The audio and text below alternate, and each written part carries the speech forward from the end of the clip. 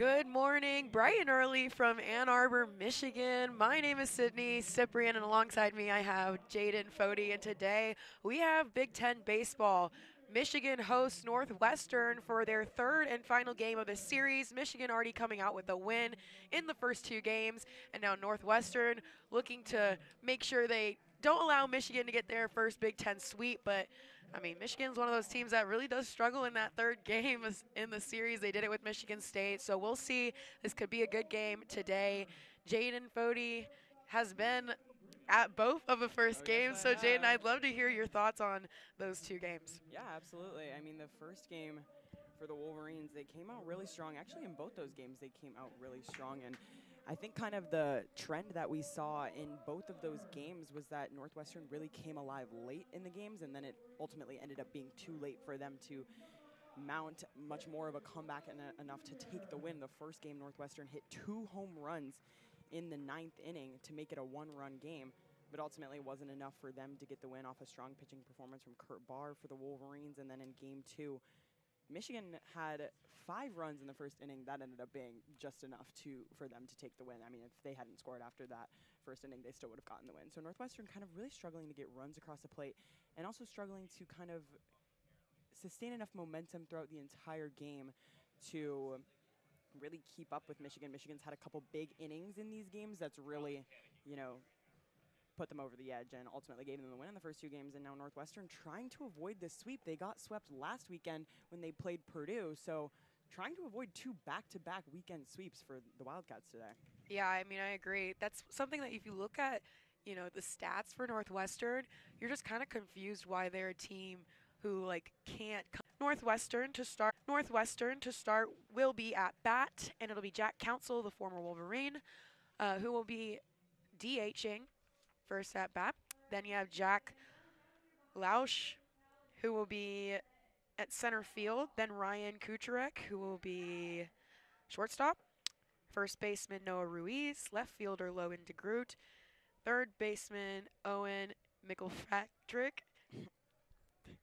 and then catcher Jay Slater, right fielder Jackson Freeman, and second baseman Jake Yang. Ryan Weaver will later be on the mound for Northwestern.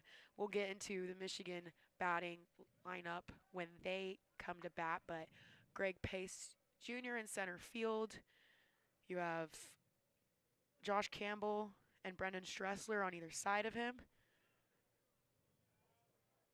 Catcher is Noah Miller. Second baseman Colby Turner. Braden Jeffries at third base. Cade Ladehoff at first base. Drew Culbertson at shortstop. And obviously David Lally on the mound. June Sutton Park will be the DH, but we'll get into that when they're at bat. So to start off, Jack Council, the left-handed pitcher, gets his first pitch in, and it's wide for the first ball. And Jack Council, like you mentioned, former Michigan Wolverine. He spent his freshman year in Ann Arbor playing for Michigan, and huge baseball family. His dad is actually the manager of the Chicago Cubs, so he's in Northwestern playing really close to his father. Yeah, there's a lot of Wolverine connection here. That next pitch will come in at another ball. Count is now 2-0. Jack Council up in the count. He bats at an average of .254. In the 2-0. Again, outside, this time outside and down. 3-0, batters count.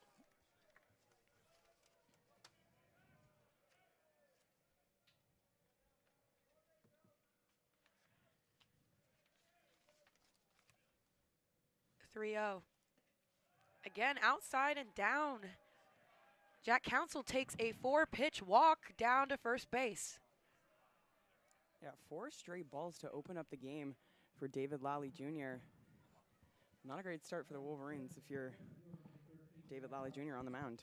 Not at all. Maybe he just needs to warm up a little bit. It is a little chilly out here today. You can see him blowing on his hands. Sometimes, Yeah. I mean, some pitchers just do that naturally, but it could be a little chilly. So Jack Council at first base. Jack Lausch, Jack and Jack, up to bat now, the center fielder, batting .296 on the season. His first pitch, in at a strike, right down the middle. Count 0-1. Jack Lausch was actually the starting quarterback on Northwestern's football team, but He spent his 3 seasons with the football program, but now in his 2nd season with the baseball team. That's so interesting. The I know. crossover is huge. I know, it's crazy. His second pitch is outside. Jack Lausch, a left-handed batter. Counsell was a right-handed batter. Lausch with 8 home runs on the season. That's huge for the Wildcats. A lot of them have around that 5+ home run mark. The 1-1 is hit foul down the left field side in the Michigan bullpen. What a catch. Bounced off the wall, straight into the hands Looks like of whoever's in the bullpen. Looks like Preston Barr, but I have no idea from this far. Yeah, they're all bundled up. Can barely tell. Count is now 1-2, no outs. Jack Counsell at first after a 4-pitch walk. Jack Lausch up to bat now.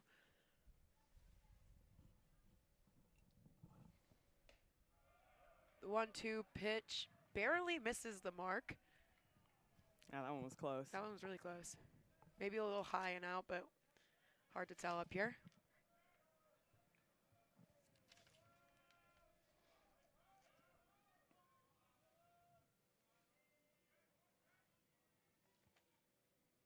The 2-2. It swings and misses for the first K for David Lally. That was huge. Great pitch. Just catches Jack Lausch off on his timing. And a huge swing and a miss for the first out of the game for the Wolverines. Yeah, jammed him in on a breaking ball inside. So now there's 1 out. Jack Counsell stays at first, and Ryan Kucherak is up to bat now, the shortstop.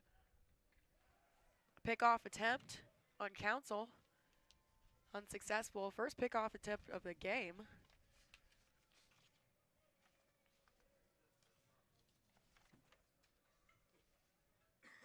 Kucherak batting a .290, but also with 8 home runs on the season. Again, you'll see a common theme here. He swings and misses on that first pitch. Count now 0-1.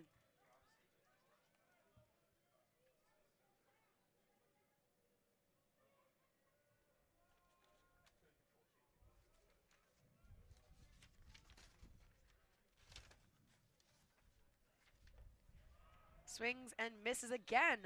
Count now 0-2. David Lally coming back after the first batter who had a 4-pitch walk. Yeah, I was going to say, you mentioned it might have taken a little bit of a second for him to warm up, but after that 4-pitch walk, he's looked really good, finding the strike zone, getting these guys to swing and miss.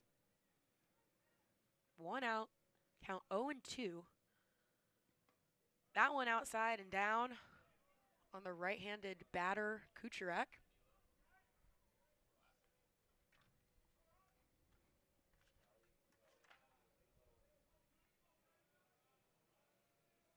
Kucherak, one of the 2026 Big Ten preseason players to watch.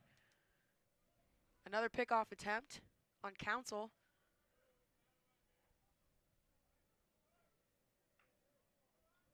Got to keep him honest over there at first. Yeah.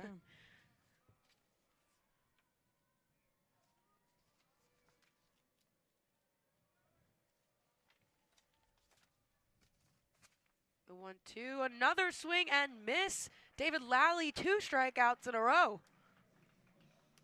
I mean, that was huge for him, getting another guy to swing and miss. 2 strikeouts swinging now for David Lally, and both outs to open up this inning for the Wolverines are strikeouts. Yeah, that 4-pitch walk and then 2 strikeouts, making the out count 2, obviously. So now it's Noah Ruiz, first baseman, the cleanup hitter, batting .313 on the season, 6 home runs.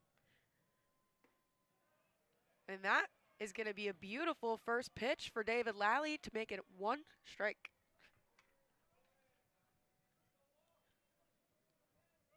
Noah Ruiz, another one of those guys, 6 home runs. You mentioned a lot of these guys kind of spreading out the production, lots of guys contributing in the home run category for Northwestern. That 0-1 pitch makes it 0-2. Again, Lally up in the count early. Another huge pitch, another swing and a miss. really doing a good job getting these pitches past these Northwestern guys and catching them off on their timing.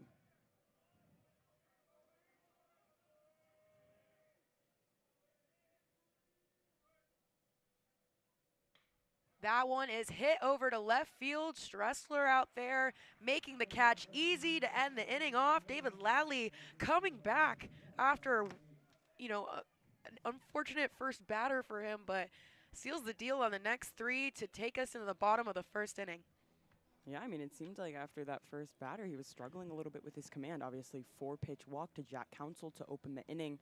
And then after that, he really settled in quickly, pounding the strike zone, getting these Northwestern batters lots of swing and miss in the first inning. So a good bounce back after the first 4-pitch walk to open things up, and 2 huge strikeouts, and then flies out to Braden Stressler. No big deal for him out in left field. Yeah, you're so right, and it'll take us to Michigan's first at-bat. Noah Miller leading off the Wolverines. That's not very common, but what is common with the Wolverines, Yeah, to be they love honest? to switch things up. We know that. But Noah Miller really, his batting average has just skyrocketed in the last few weekends. He's been doing really well, somehow found his groove. So, I mean, we're going to see how he does at the leadoff position.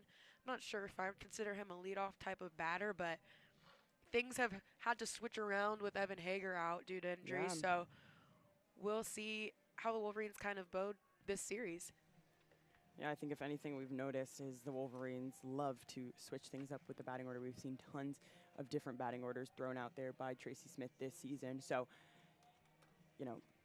if you've watched Michigan baseball, you're used to seeing things get switched around. You're used to seeing them try out different things. So exactly like you said, Noah Miller leading things off today for the Wolverines, not something that we see too commonly, but I feel like it's something we've seen with this Wolverines offense is they've done a lot better as the year has gone, and they've really improved. A lot of players have really improved. Noah Miller's one of those. So kind of just seeing a lot of these guys find their groove, get into their rhythm when it comes to offense, and kind of just this Michigan offense as a whole doing way better than they were at the beginning of the season. So, rightfully so that a lot of these different players are getting opportunities to try out different spots in the batting order and, make their mark known on this Michigan offense. Yeah. Speaking of inconsistency, the one thing that's been consistent for the Wolverines is Colby Turner, who's batting second. He's kind of solidified that second spot in the lineup. Really fell nicely into there. Braden Jeffries, who used to be the leadoff hitter at the beginning of the season and then kind of has moved around recently, sitting at third in the lineup. Then it'll be Cade Ladahoff, Brendan Stressler, Junsun Park, Greg Pace, Josh Campbell, and Drew Culbertson. So that's the batting lineup for the Wolverines.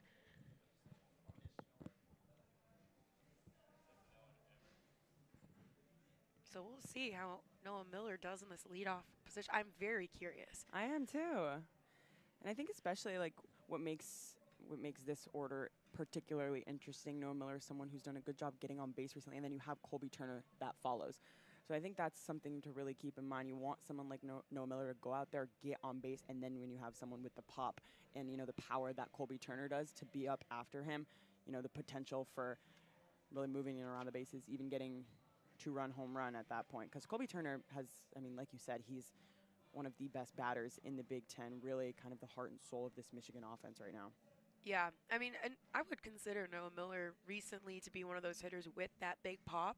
So you would think you would want players on base, but it's kind of like the 9-hole and the leadoff tend to find themselves in that situation. So later on in the game, we might see more runners on base for Noah Miller, but he's going to start us off here.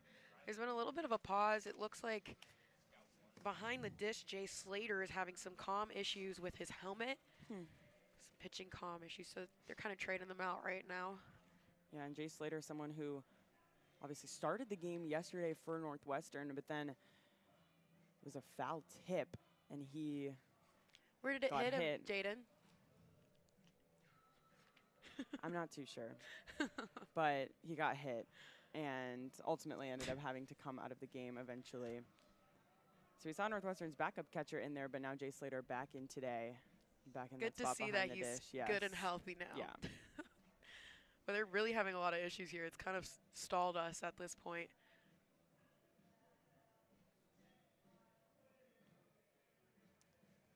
Okay, looks like they're figuring it out. And or maybe not, I don't know. Who knows? We'll see. Who knows? But until then, Northwestern has Ryan Weaver on the mound for them. He's an Illinois State transfer. One of 8. One of 8 transfers they brought in from the portal this year.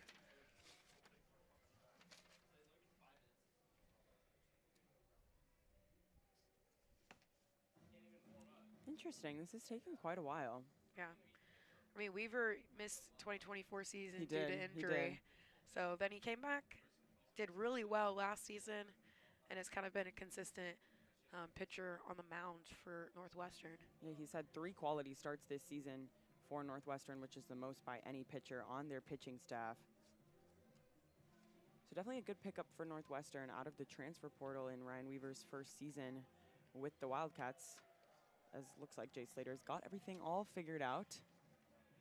And that's actually interesting because now we've waited a while, but Ryan Weaver not able to warm up with his catcher before Noah Miller now comes to the plate because obviously his catcher was trying to fix his pitching comms. So and it is chilly out here.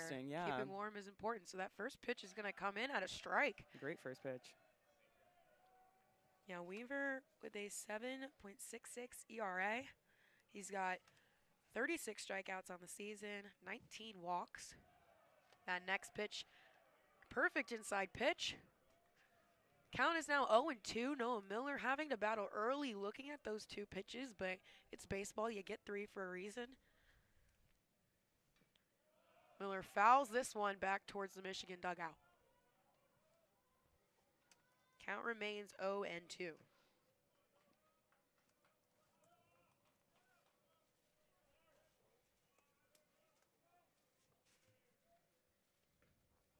That pitch outside for the first ball.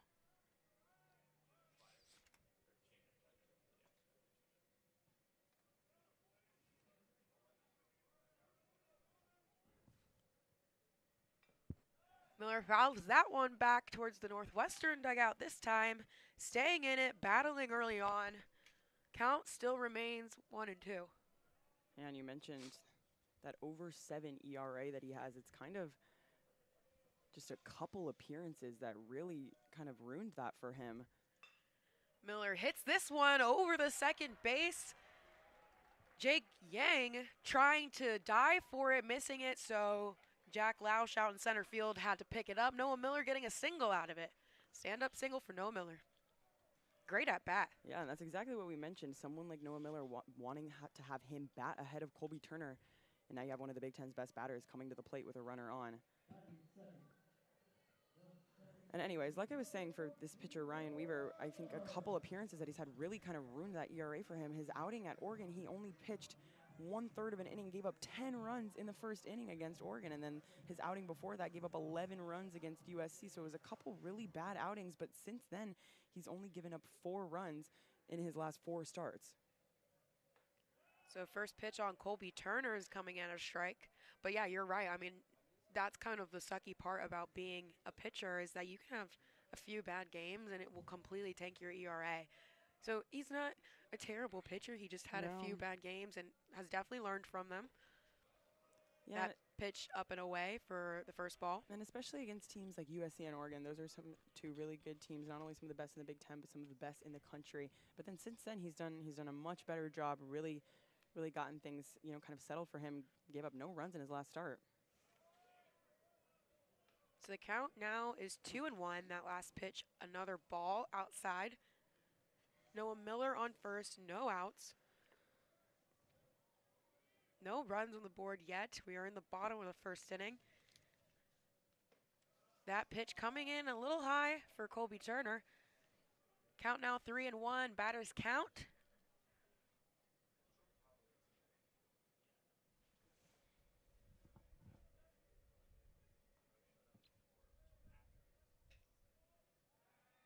Noah Miller with a little bit of a hop there at first and elicited a pickoff attempt from Weaver.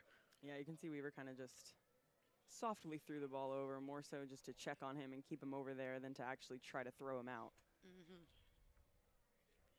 A lot of time pitchers will do that also to Yeah. reset the pitch count or the pitch clock. That pitch Ooh. inside. Colby Turner He didn't thought like it. he was about to walk. Did not like it. Count is now full on Colby Turner. I mean, it is where he's standing in the batter's box. He is towing that inside line, so they're going to try to hit him on the inside and jam him. Well, that outside pitch was fouled to the parking lot. Classic. And then you hear the glass shattering sound effect that they play here. I was about to say, nobody has more fun than a baseball PA. And they always have all these fun little audio cues. So the count remains full. No outs, no Miller on first. Turner hits this one over into the shift. And Northwestern turns and makes the 2-out play. I mean, that is huge, especially after a 3-1 count to Colby Turner. And then you get the pitch inside that Colby Turner thought was a walk. It looked like he was about to head over to first base. And then you get back in there, draw the double play. Now no runners on for the Wolverines, and you got out one of their hottest hitters. Yeah, the hit was kind of similar to Noah Miller's. It went towards that second base bag, but this time Jake Yang was shifted a little bit more in that area, so it kind of went right over to him, tossed it over to first or second, and then turned first. So Braden Jeffries hits the first pitch right on over to Noah Ruiz at first, who digs it in the turf and walks his way over to first to get the 3rd out to take us in the top of the 2nd inning. Yeah, Ruiz kind of fell down there and got caught in the ground, but was able to make it over to first base in time to beat out Jeffries. So good first inning for Northwestern, especially after yesterday. Michigan opened the first inning 5-0. They put up 5 runs in the first inning yesterday on Northwestern. So a good scoreless inning for them today. And that's the first scoreless inning that they've had or the first scoreless first inning that they've had of the weekend. So definitely an improvement from the first 2 games for Northwestern pitching.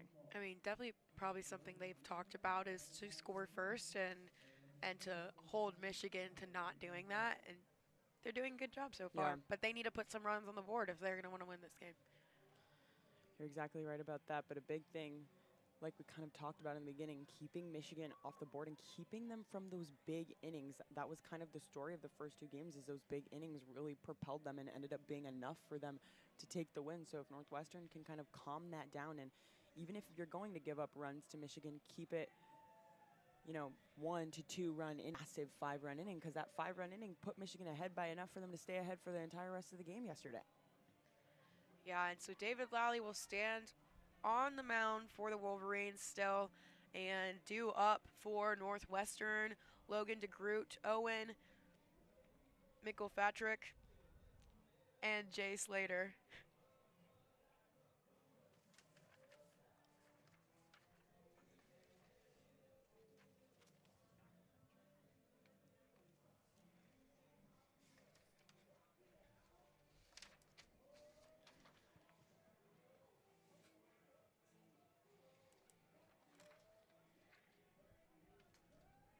So Logan DeGroot, right-handed batter. Most of the batters for Northwestern are righties, just like Jack Lausch and Jackson Freeman are the only ones that aren't. Everybody pretty much is right-handed batter and throws right. Nobody throws left on the team. It's kind of interesting to not see that in D1 baseball nowadays. You usually have a couple lefties somewhere. Wolverines even have a switch hitter in Ellie Kligman, but he has not been playing a lot recently. So DeGroot, 316 average. He's one of the few with no home runs, but he does have 9 RBIs. And he had a huge game yesterday. Went 4 for 4 at the plate for Northwestern. So we're going to continue some of that. And, despite the no home runs, not a lot of production, still a decent average on the year, batting over 300. Yeah, that's the place to be, anywhere over 300. So the first pitch will come in at a strike, and the 1 will be outside and down to make it 1-1.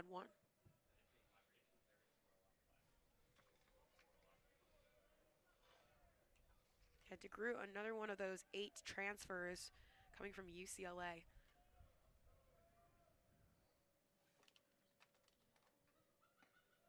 A 1-1 again, outside and down. Seems like when Lally misses his mark, it's down and away. Yeah.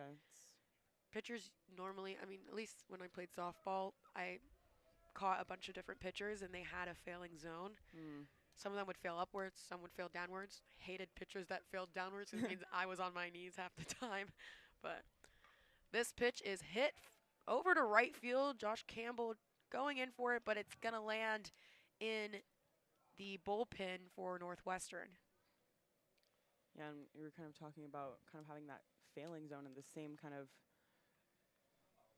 area every time. We've seen Noah Miller he reaches over, like extends his leg and leans over to the side, kind of like he expects it to come. And we've seen it on both sides of the batter's box, even with the righties and the lefties. It's been, like you said, down and away kind of every time when he gets those balls.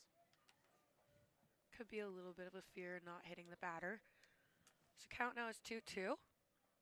And another swing and miss on Logan DeGroot. David Lally with his third strikeout of the day.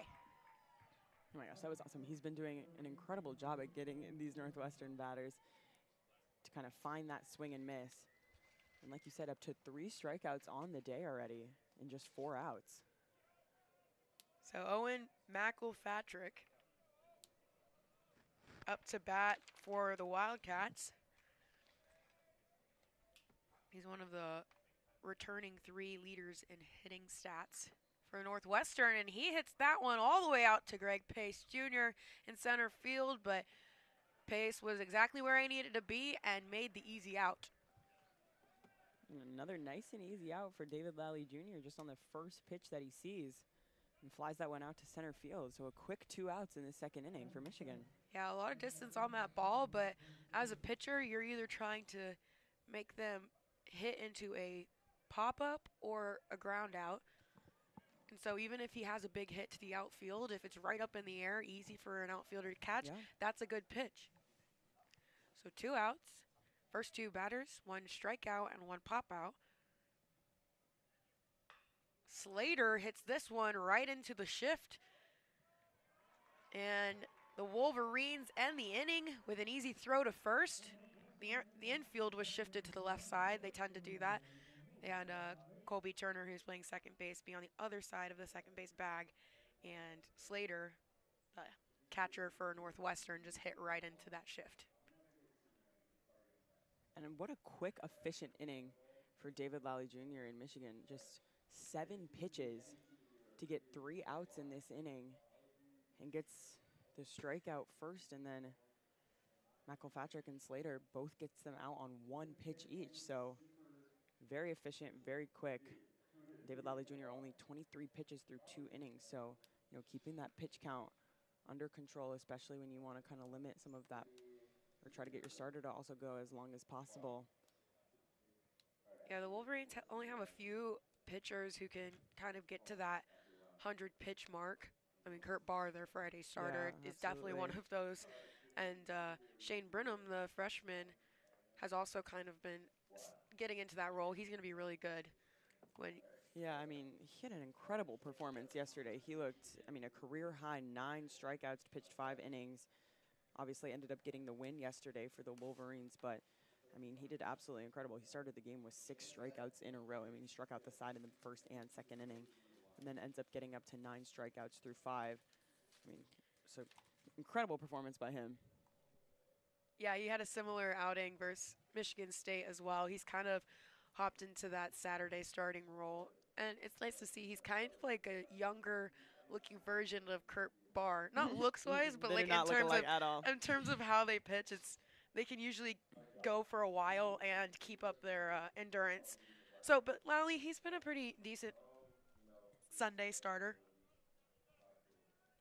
You okay? Yeah, I'm great. Guys, Sydney just banged her knee under the table and she stopped mid-sentence because it hurt so bad. I know. Sorry, I just called you out. But no, it's okay. You know when you hit your elbow and like the funny bone, like that part of my knee, the funny bone of my knee just hit. So Kate Ladohoff will start off for the Wolverines. Top of the second inning, first pitch comes in a little bit high and out on him for the first ball. Weaver's still on the mound for the Wildcats.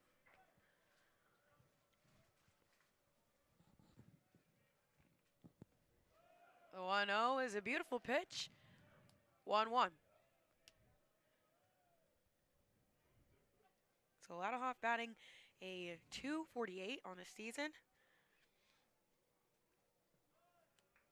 That one down and inside. Ball 2.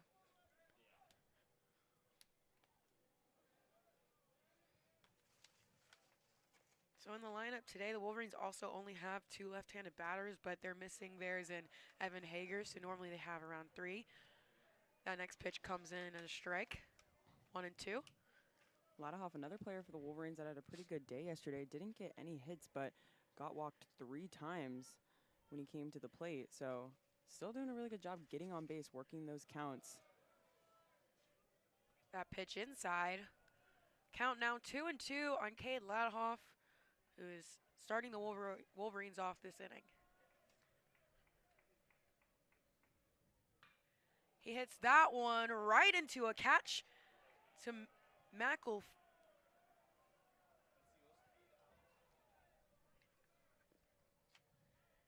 McElfatrick over there at third base. Kind of a line drive hit right into his glove. It was a really nice catch, actually. Yeah, I mean, that ball was absolutely scorched. I mean, it was the speed at which it was flying at. McElfatrick just able to glove it. An easy first Also, out. it just didn't bounce. No. So Brendan Stressler up to bat, fouls the first one up and over the press box.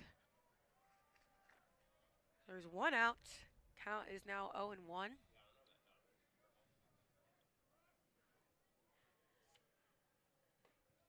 That one inside for the first ball. Stressler batting a .229 on the season. And Stressler had a couple sacrifice flies yesterday that ended up leading to 2 RBIs for him.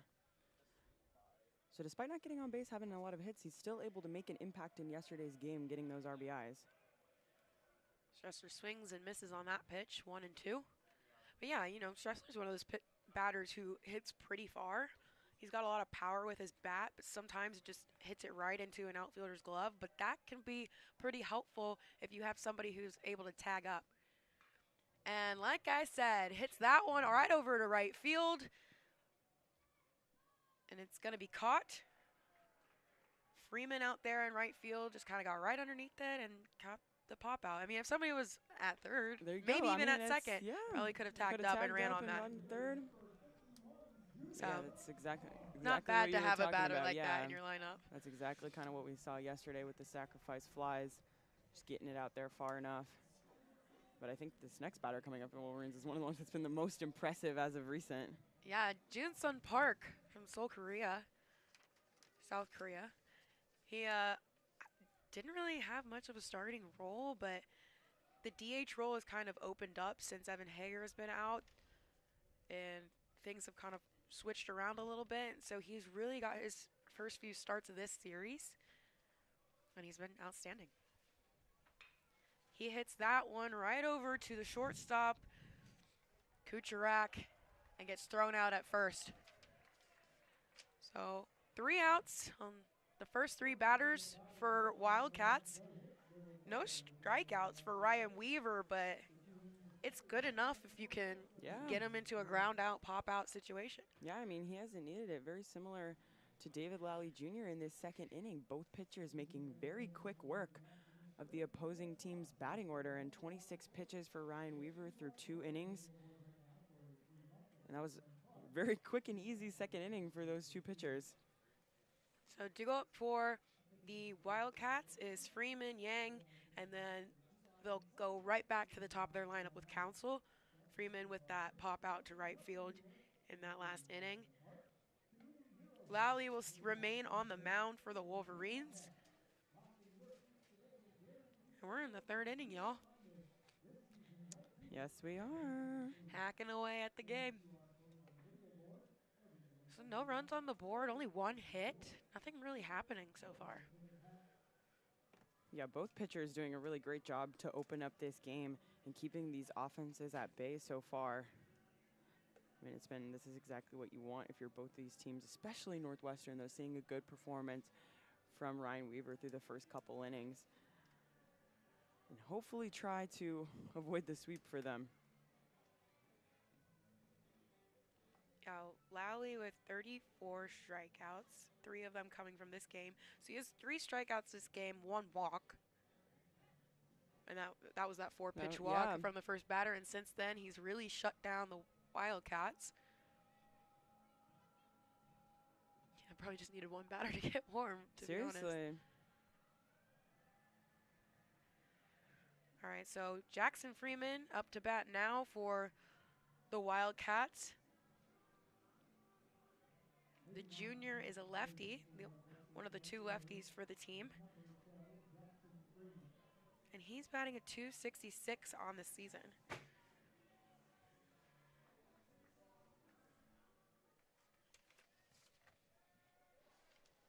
So a major shift here in the infield. It's to the right side of the field this time. Culbertson now playing on the other side of the bag. First pitch comes in and it's barely missed for the first ball. Might have been low.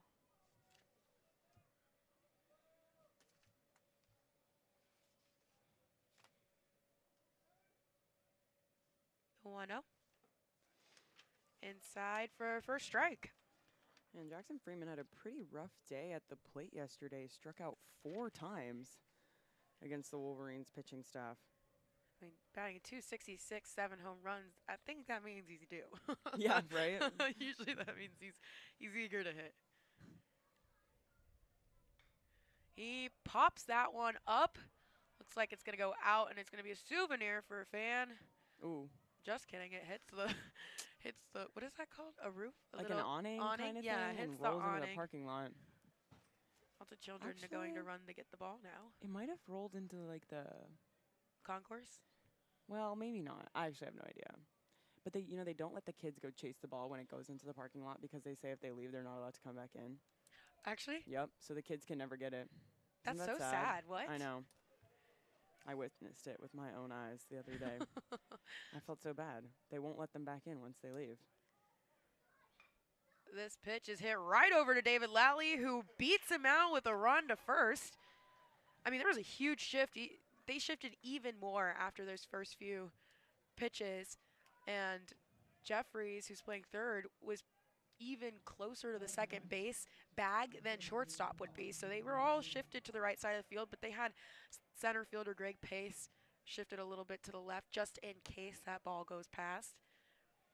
But hit right over to David Lally, who decided to run for it. Yeah, to I know. first Nice base. heads-up play by him with the reflexes to get that. And then, you usually see when the pitcher catches it like that, Yeah. they kind of toss it off to the first baseman. But he said, no, I need to get a taking it little run myself, in. Yeah. Stay warm Yeah, somehow. I was going to say, it's maybe kind of cold, like get a little sprint in. So there's 1 out now on the board. First pitch in at Jake Yang is a ball. Freshman, second baseman, batting .313 on the season, 0 home runs. And the next pitch is beautiful for a first strike.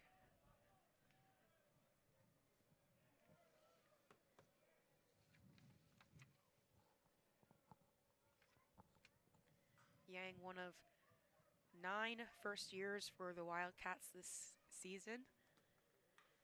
He hits that one up. Looks like it's going to stay in the field, and Cade Ladohoff is going to call for it and make the out right over by the Northwestern dugout. 2 outs now on the board for the Wolverines. Another quick couple of outs for David Lally Jr. and 30 pitches so far through this game. I mean, that's fantastic. And it's because he's getting up in the count early on. He's not falling behind and then having to make his way through. And he's making it tough for these guys to foul them off. They're fouling a couple, but eventually they get put into an out at some point. So right at the top of the lineup for the Wildcats, Jack Council. Yeah, and like you said, getting up in the counts early, starting this one off with the first pitch strike, and then he's really able to attack the hitters after that, kind of not having to pitch around them, but really able to attack them down the middle, and that's where we're seeing a lot of these swing and misses from these Northwestern batters, and right on cue, there's another one. Yeah, again, up in the count early. David Lally 0-2, 2 outs. Wolverines trying to get out of this inning, 3 up, 3 down.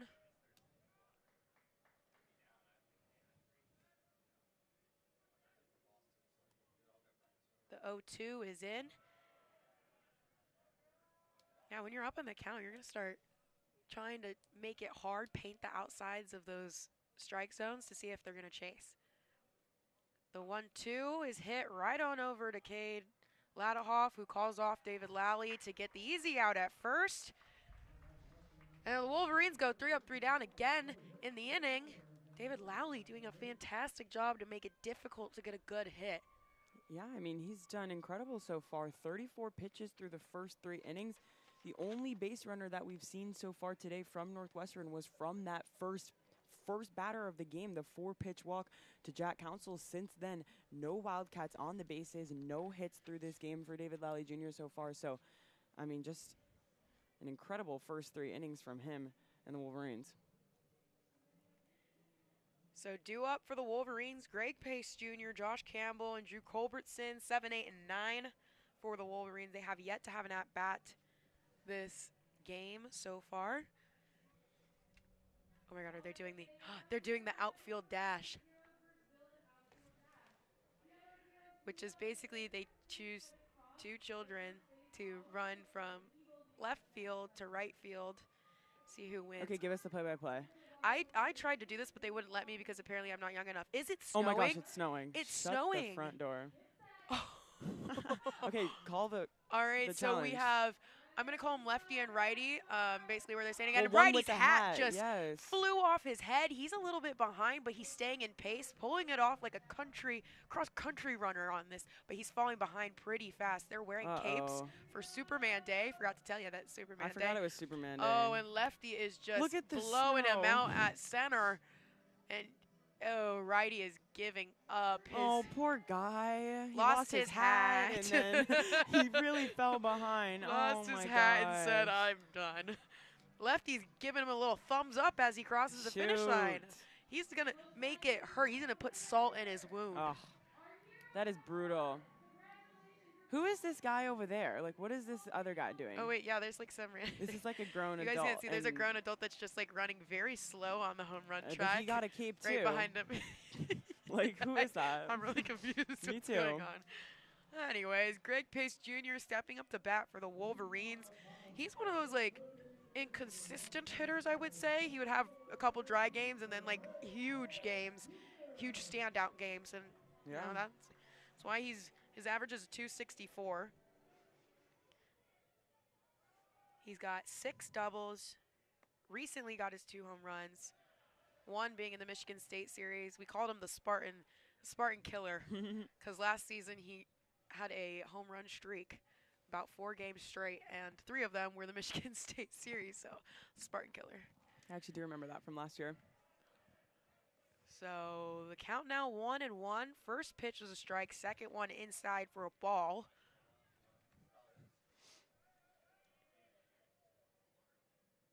The 1-1 is fouled right on over near the Michigan dugout. He's down the count 1-2, but Pace is not a player you want on base. He can make a short hit, make it on base, and he's stealing his way fast, around. Yeah. Oh my God, the sun just came out too. It's snowing and the sun is out. This is such an interesting confused. juxtaposition. I'm very confused. The 1-2, he swings and misses.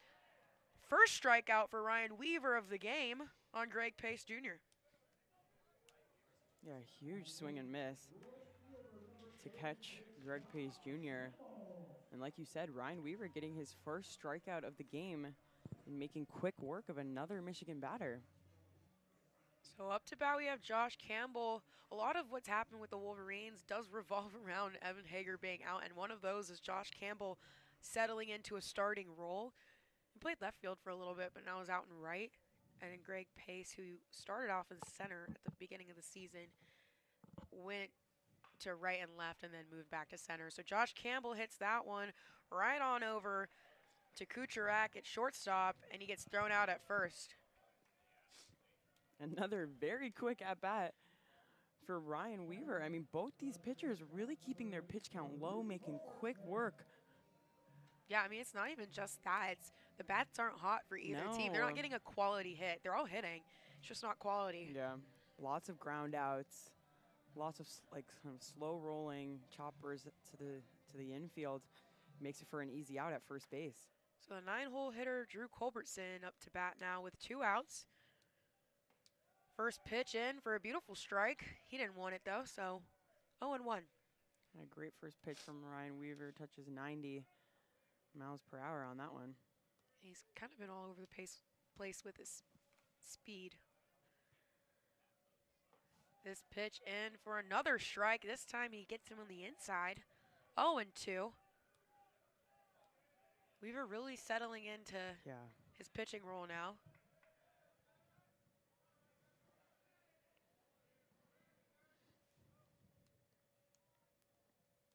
The 0-2 is down and inside, forcing Slater to dig at it. 1-2 on Drew Culbertson. Looks like our lovely little snow flurry has stopped. And the sun is out. This is so interesting. But crazy weather. The weather here is a mess. Yeah, Ann Arbor. That Midwest. The Midwest. Neither one of us are from, we're from hot states. Oh, yeah. Culbertson fouls that one back and away in the parking lot. It's going to hit a car. Hopefully not mine. I'll sue. And what are they going to do? Nothing. Exactly. Count now 1-2. Again, only 1 hit, no errors for either team. That 1 hit for the Wolverines and no runs on the board. It's the bottom of the 3rd. The 1-2. Again, fouled into the same side of the parking lot. This time I see it hit the concrete. Oh, gosh. Good.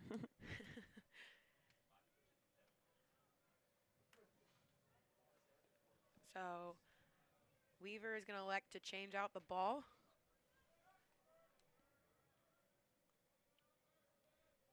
Culbertson batting 189 on the season. He's one of the only batters with a sub 200 batting average. That pitch high and away for second ball. 2s across the board for the Wolverines now.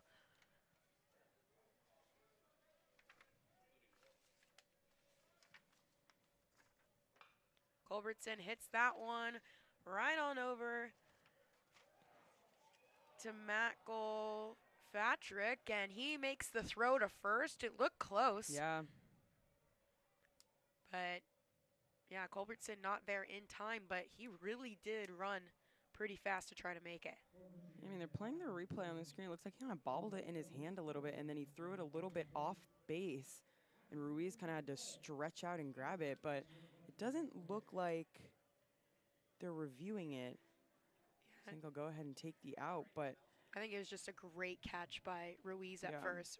Not the best throw, kind of off the mark, but he made a great stretch to catch that ball. Yeah, almost got into the splits a little bit there, and Ryan Weaver, through the first 3 innings, has faced the minimum of Michigan batters. Obviously, we saw Noah Miller get on to lead off the game for Michigan, but then Michigan hit into a double play after that. So Ryan Weaver's only gone through the Michigan batting order once, done an incredible job, and I mean, now Lally has one at more than that. Yeah, so both pitchers is doing fantastic. Yeah, I mean, you're exactly right. Lally, obviously, we knew he had that first pitch walk to open up the game, and then so for both teams, they got the leadoff batter on base to open up the game, and then since then the bases have been totally quiet. Yeah, I mean, left on base, the Wildcats have 1, and Wolverines don't have any, but that's because of that It's the double play. play. Yeah. So a tough day for the Bats. Yep. 2 up for the Wildcats, Jack Lausch, Ryan Kucherak, and Noah Ruiz. That'll be 2, 3, and 4. All 0 for 1 today again. Nobody's bats are hot today. David Lally having a great game. Already 3 strikeouts. That 1 walk from the first batter, but since then, been able to go 3 up, 3 down.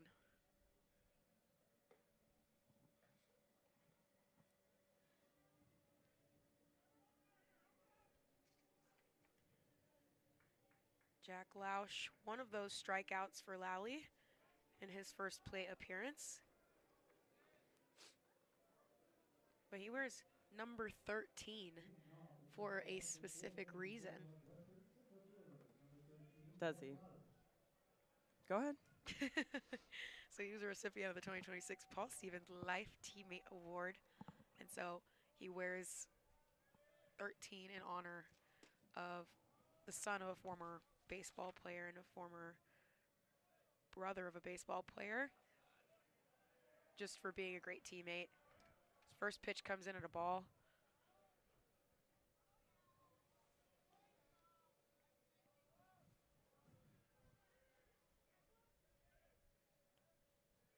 Major shift in the infield, all on the right side except Braden Jeffries at third base. Lausch fouls that one back towards the Northwestern dugout. Count now 1-1.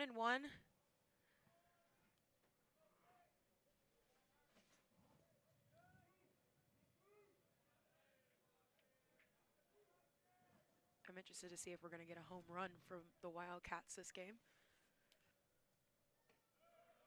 That pitch, a little outside. Count now 2-1.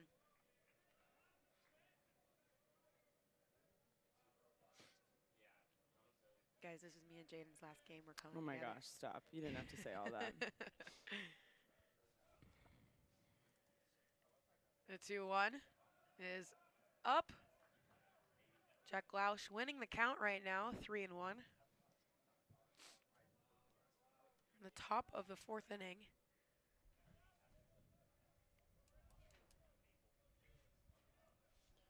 Is this your last ever WCBN game? I think so. Really? I don't know. That one down and away, giving Jack Lausch a walk on over to first base, and David Lally his second walk of the game.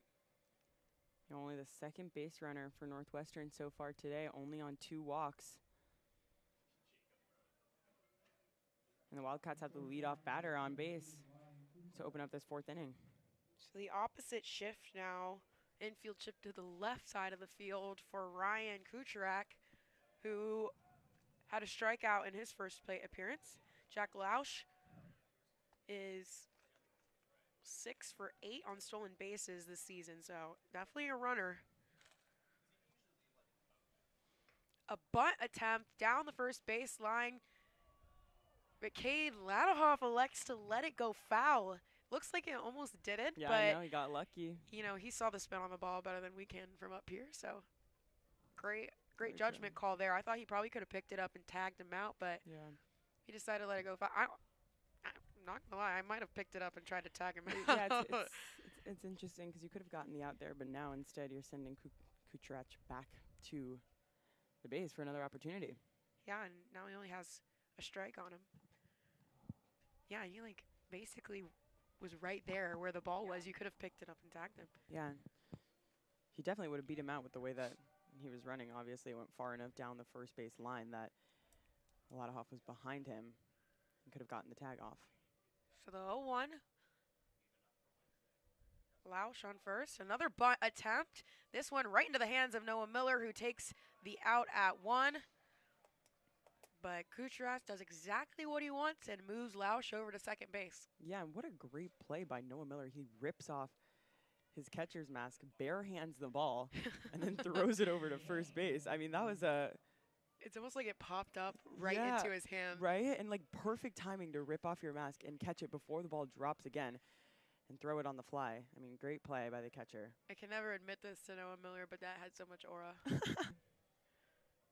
So 1 out on the board from that sacrifice bunt. Lausch at second. Noah Ruiz, the 4-hole hitter, up to bat now and takes the first strike.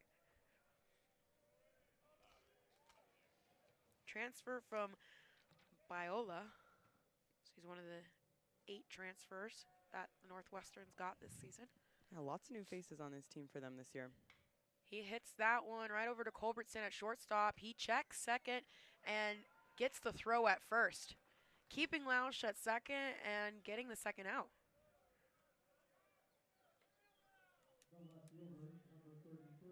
It was a perfect play for the Wolverines to be able to hit it into the gap between second and third, and forcing Lausch to stay at second base. So you keep the runner there with now 2 outs for Michigan. 2 outs on Logan DeGroot, who struck out at his last play appearance. Lausch at second. First pitch is popped up in the infield. Looks like Cade Ladahoff is going for the catch, and he makes it. 3 outs now puts us into the bottom of the 4th inning. David Lally getting out of it without a run. The Wildcats got their first real attempt at a score. Yeah, and it still wasn't all that promising for them. Just the first runner we've seen all day to even advance to second base for either team, but still not able to make anything happen. David Lally is able to force a pop-up and get out of the inning again. So once again, the leadoff batter got on, but Northwestern not really able to do anything with that. And another still relatively quick inning for David Lally Jr., not racking up that pitch count too much. Yeah, I mean, sun has now disappeared and the snow has snow's started back. again. It's a little crazy weather today. It seriously is. But Wolverines finally get back to the top of the lineup with Noah Miller, the only one to have a 1-for-1 today. Nobody else on either team having that until last. Yeah, no, none at all. Yeah, the Northwestern's walked. only base runners are from walks, so Noah Miller, the only person in this game with a hit so Yeah, far. so he had a single, and he was that one single, but then right after got hit into a double play. So we'll see what the Wolverines are able to do with their second chance. Wildcats already having their second chances in the last inning. Obviously, like we mentioned before, Ryan Weaver facing the minimum of Michigan batters through the first 3 innings. So now all these batters getting their second look at Ryan Weaver, maybe kind of knowing how to hit off him better now after seeing through him for the first time. So the redshirt sophomore from Monroe, Michigan will lead off for the Wolverines. Really has kind of solidified his position as the starting catcher. It was kind of back and forth between him and Ellie Kligman, but yeah, the last few series, he's kind of proven himself, I would say, at the plate to then make it a priority that he's behind the dish. Yeah, he really has. He's done a great job for the Wolverines, been really consistent. I mean, also doing a great job with all the pitchers that the Wolverines have. All these starters doing a great job behind the dish, and then also now adding his offense to it, because you kind of knew what you were getting with him as a defensive catcher. He's done an incredible job, but now just adding that offensive pop to it has really been huge for Michigan. Yeah, you're right. First strike comes in. It brushed the perfect part of the outside of the strike zone. And Noah Miller looked at it. This one high for the first ball. Count 1-1.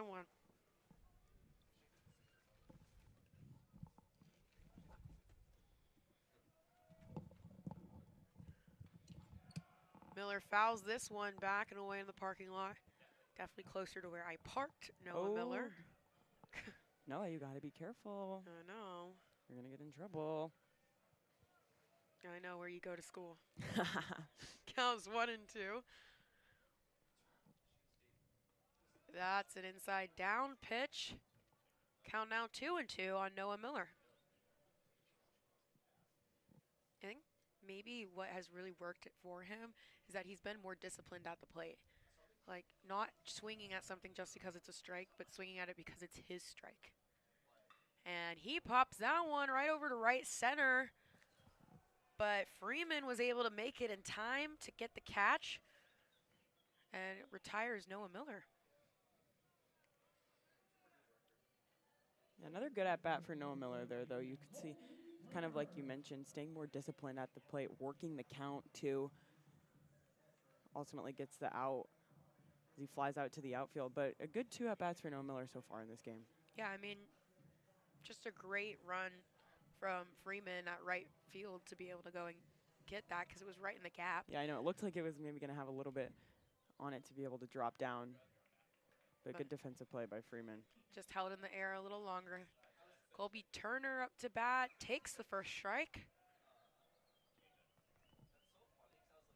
I mean, this is a guy that's on every team scouting report, batting almost 400. Well, he was. Yeah. I'm surprised it dipped under 400 now, but probably from this series. So now he's at 392, but coming into the series, he was like 403. Yeah, that's unreal. Yeah. 9 home runs. Pretty much the only guy on Michigan's team to have similar home run stats as most of the guys on the Wildcats. Yeah. Yeah, not too many guys on this Michigan team with, kind of home runs. yeah, I mean, there's a few guys here and there that will have a couple, but he's the only one that really has a lot for this Michigan team. But he's really done an incredible job with that and kind of carrying some of the offense at some points this season. So the outside pitch makes the count 2-1. This is also the first time I've really seen a team actually pay attention to the scouting for Colby Turner, having their second baseman Jake Yang kind of playing right behind the second base bag, because Colby Turner is a right side of the field hitter, and he hits the grounder all the way through a gap between Noah Ruiz and Jake Yang, and Freeman picks it up for a stand-up single. I was literally about to say he's a right side of the field hitter. I knew you were about to say it. It was perfect timing. Just a nice piece of hitting from Colby Turner, able to find a gap and send it out to the outfield, and a nice and easy run over to first base for him. And the Wolverines have their second base runner and second hit of the game, and their first base runner since the first inning. So Braden Jeffries up to bat, grounded out to a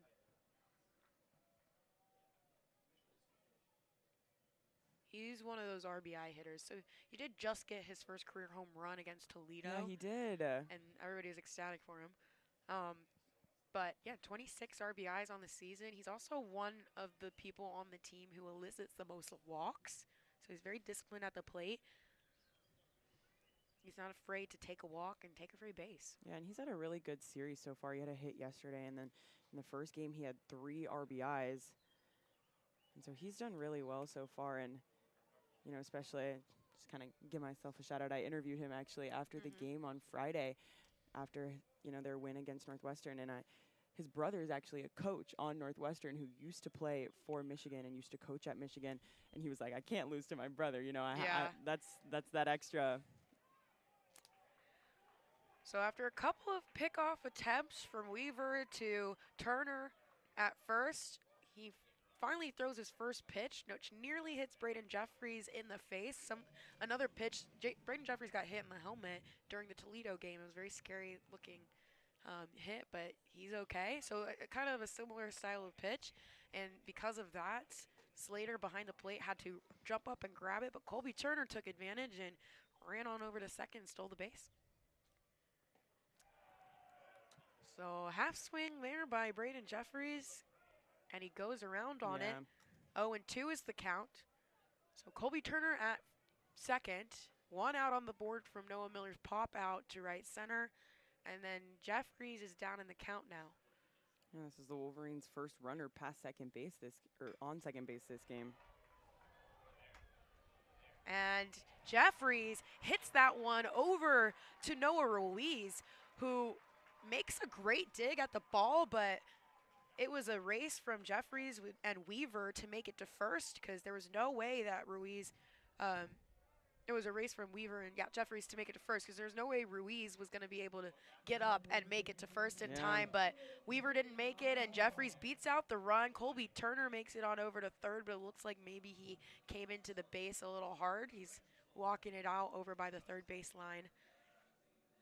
I wasn't really paying attention to that side of the field, but I'm not sure. Maybe I don't know if he slid in. I know. I hurt hope he's himself. okay. All the attention on that play happening over at first base. Braden Jeffries, so fast, able to outrun that and get another hit for the Wolverines. So 3 hits on the day so far, and this is the best chance we've seen so far from either team. Obviously, the first time either team has had 2 base runners on in this game, but the Wolverines have runners at the corners now with only 1 out. Yeah, first and third situation here for Cade Ladahoff, who had that kind of line out to McElpatrick at third. And it was just a good play by the third baseman. And bunt attempt by Cade Ladahoff. They're going to try to flip it home, and they're going to call Colby Turner out on that play. I think they'll take a look at it. Yeah. Colby Turner saying, nope, I'm safe.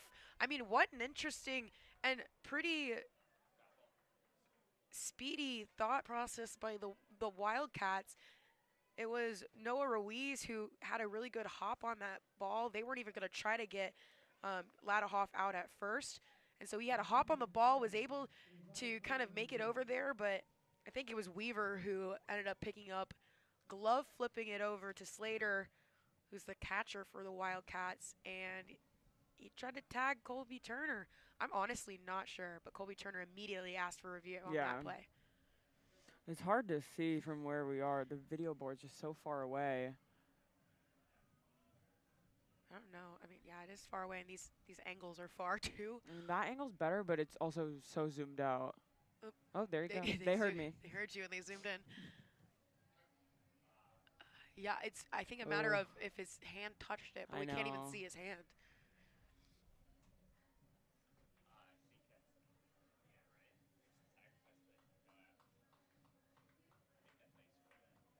All right, so the review is over, and we're going to hear what they have to say. So they called Colby Turner safe at home, overturned the home plate umpire's call. This is huge for the Wolverines, finally getting the first run on the board for either team. And also, Cade Ladahoff with, I mean, honestly, a perfect bump there, makes it to first. Braden Jeffries now at second. Colby Turner scoring in on that play. The Wildcats did a great job reacting to that bunt, but just the tag wasn't in time.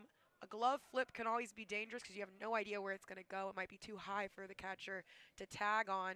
But 2 outs on the board, and Brendan Stressler is now up to bat with a runner on first and second. First pitch comes in at a ball. He hits that one all the way out to right field. Would have been a home run if it were about a mile into the into the Bear territory, but it had a lot of distance on it, so he's looking to have a big hit here.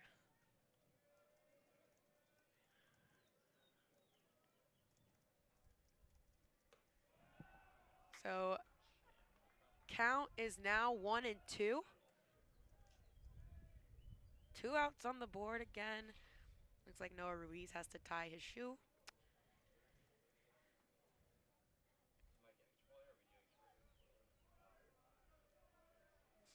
Stressler having to make it big here, get the Wolverines up and have a big inning. There's actually 1 out on the board. They didn't remove the potential out by Colby Turner. So Stressler hits it right into the gap. A grounder over to Freeman at right. But with a great throw by Freeman, he keeps Braden Jeffries at third. The bases are now loaded for Junsun Park. I mean, based on the way this series has gone, this is exactly the person that you want at bat if you're the Michigan Wolverines. Yeah, 3 RBIs, 2 doubles, batting .273, but not very many at-bats to show for. But a lot of those stats happening within the last week. So his bat is hot against Northwestern. Oh, yeah, it is.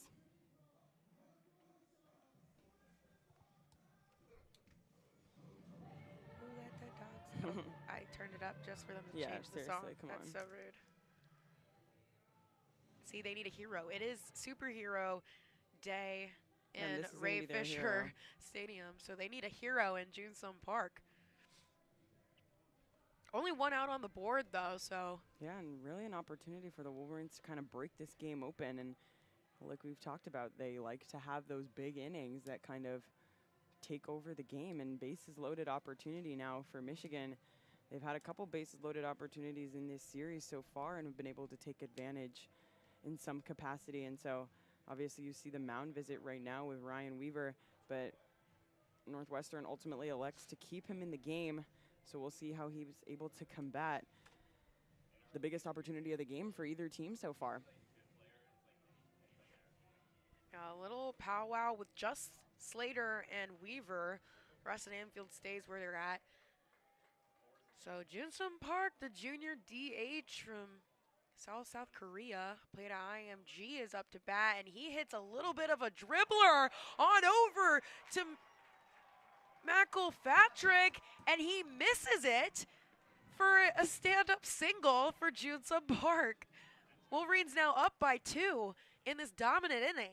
Oh my gosh, that is just could not be more unlucky for Matt Kilpatrick. You see him coming in. It looks like it was going to be an easy grounder to him for him to be able to pick it up and throw him out at first or home, wherever he chose to go. But it just slides right under his glove, not able to pick it up. So every runner advances, every runner safe for the Wolverines, and they add another run to the board. Bases loaded again, but this time for Greg Pace Jr. 1 out on the board. That pitch going to be a little bit outside for the first ball. But yeah, I mean, that type of, routine play would really make my father upset. You've got to make sure the ball stays in front of you, even if you're going to miss it. Greg Pace fouls that one down the third baseline. And he kind of just tried to scoop it from the side. And if you're going to miss a scoop like that, it's going to just go past you. That's why you got to get in front of it and down on it. And he didn't do that. My dad would be livid if I if I did something like that. Everybody playing in the infield, a little shallow. Pace fouls that one pretty long down the right field side into the parking lot. So count now 1-2, 1 out, bases loaded for Greg Pace Jr. Stand up single off of, they didn't count it as an error, did they? No. They didn't. Interesting. They did not. Wolverines up to 5 hits though now. Pace again, big hit, but fouls back and away.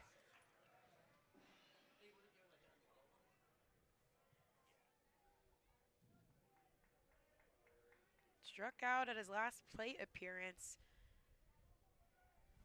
The count is now 1-2, 1 out.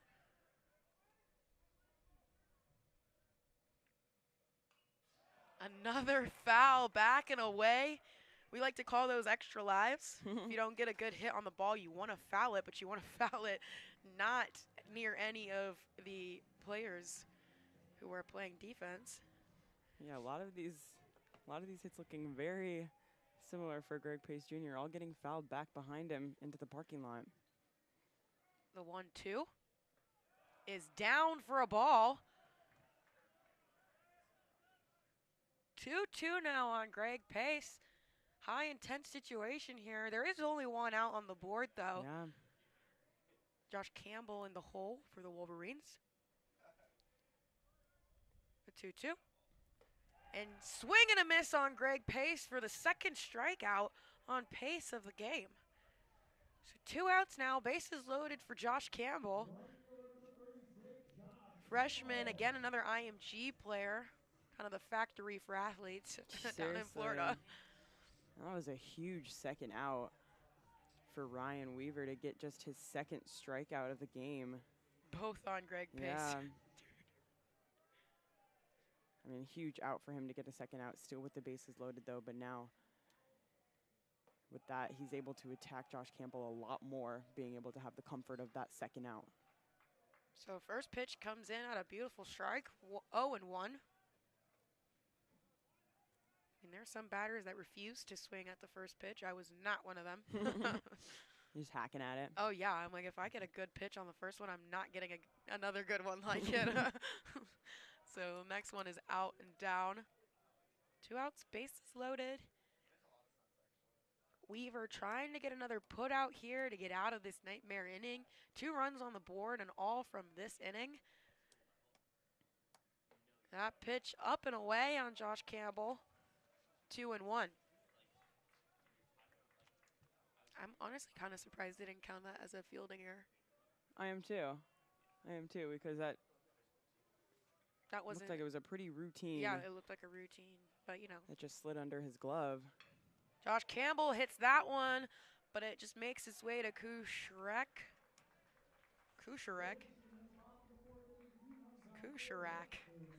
What are you doing? I'm just like, Kucherek. For some reason, saying his name is just weird. Kucherek. There you go. And he makes the easy out at first. So Weaver gets out of the nightmare inning. Only with 2 runs on the board now, but the Wolverines has opened up the game.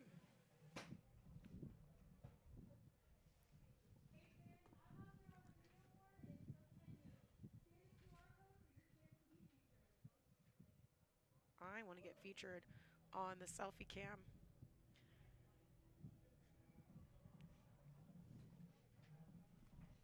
I wonder if they'll put us on. They did. Oh, shoot. Are you serious? That's actually so funny. Wait, take me off. I'm still Okay. on. Oh, no. I don't want to be on anymore. Okay. All right. We're on. That was enough. That was way too long. I did the same thing at the spring game yesterday when I was working down on the field. I got on, but it froze when my face was. It froze when I was like, I'll show you. And You have a video of it? somebody took a photo of it. Oh, Lord, of course. Everyone's always sniping you. Yeah, and it froze for quite a long time. I was like, please take me off the board. It's embarrassing. This is how it froze. Oh, you're cute. No, I don't. My hair was blown away That's that okay. day. But it's okay. Did you see the final score of the spring game? What was the final score, Jaden? 6-7. That was also the final score of game 1 of the Northwestern game. 6-7. It was, but fun fact about about What that. is it? Let me pull it up actually because I want to make sure I say it correctly.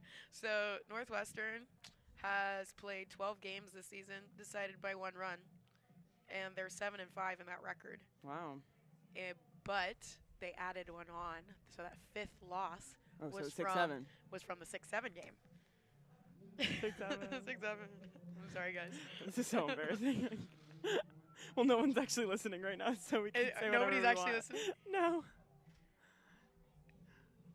We're the only ones. No one can hear us besides our good friend Emmett. Who might join us later. Oh, he's joining. He's bottom of the 5th. Lock it in. Yeah, lock in a minute. So Start Lowley's still prepping. on the mound for the Wolverines, and Owen McElpatrick, my favorite player, is up to bat now. First pitch came in on a ball. It was away.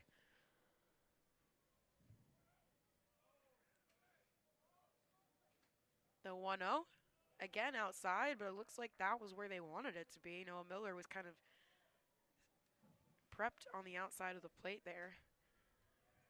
Your first 2 balls to open up this 5th inning. It's been a little while since David Lally was up on the mound, especially Michigan took a long time with the bottom of the 4th inning and finally getting on the board for either team. McElpatrick fouls that one on himself for the first strike. Count now 2-1. He bats a .223 on the season, 7 home runs, 26 RBIs, 7 doubles, and 1 triple. Our good friend Evan commented, "Go blue." He did, but he's not listening anymore. Sad days. No one's listening right now. No one cares about us. I'm kidding. Not even Count our now parents. 3-1. That pitch was up. Yeah, it's kind of been a little bit since Lally's been on the mound, and he's also been a little bit since he's been down in the count Yeah, early. it has. So We maybe saw he it just needs in- to stay warm. Yeah, we saw it in the first inning a little bit, and then after that, he was really kind of locked in and gotten ahead in the counts, gotten ahead of these batters. And that's where we also saw a lot of the swing and miss when he was ahead in the count. And then now you see the Northwestern players a little bit working the count a little bit more, getting into it, and now you see the full count here for McElpatrick. Yeah, he had a really good pitch, that last pitch. Let's make it full. 3-2 is popped up. And is it going to stay in? Nope, it's going to be a souvenir for a fan.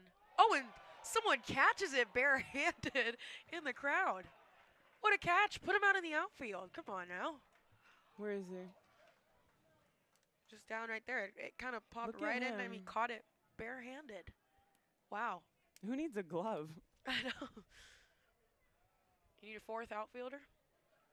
Bring it back to when we were probably like 10 and playing softball and baseball. You had like 4 outfielders. Did you really? Yeah. You'd have a right center and a left center. Are you serious? That's actually funny. I think I was like right center. Okay. It was like when you were really, really young. So McElpatrick is going to foul that one back and away, keeping the count full.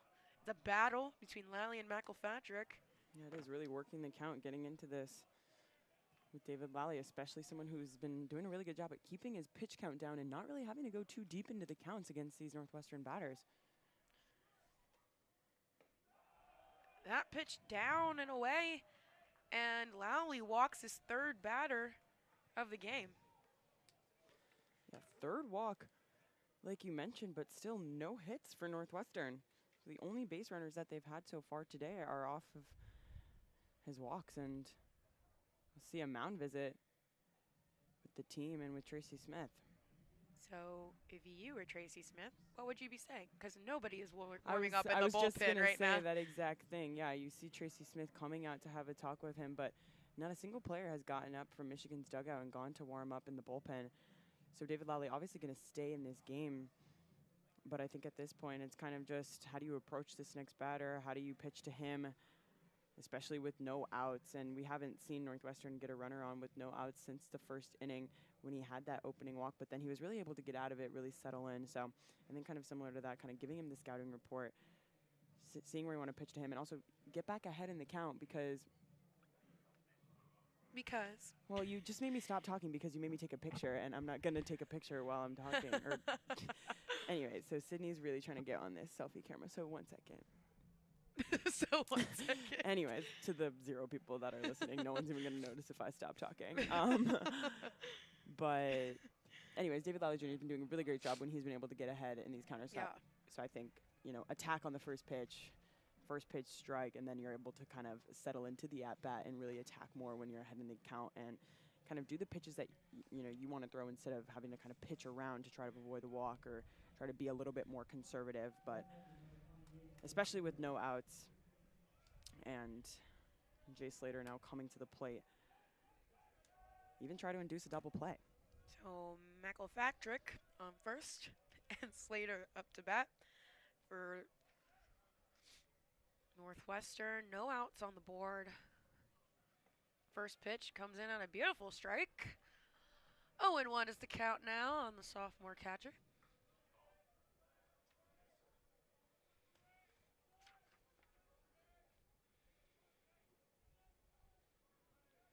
Slater from Duke. Again, one of those 8 transfers on the team. A pickoff attempt on McElpatrick. Unsuccessful. I think they're going to pull somebody into the bullpen. So we'll keep an eye out on that. For you guys listening at home, we'll let you know. Bullpens are a little far away. It's kind of hard to see the numbers sometimes when they go in there. Great breaking ball for a strike. 0-2 is the count now. Lally up in the count again. There you go.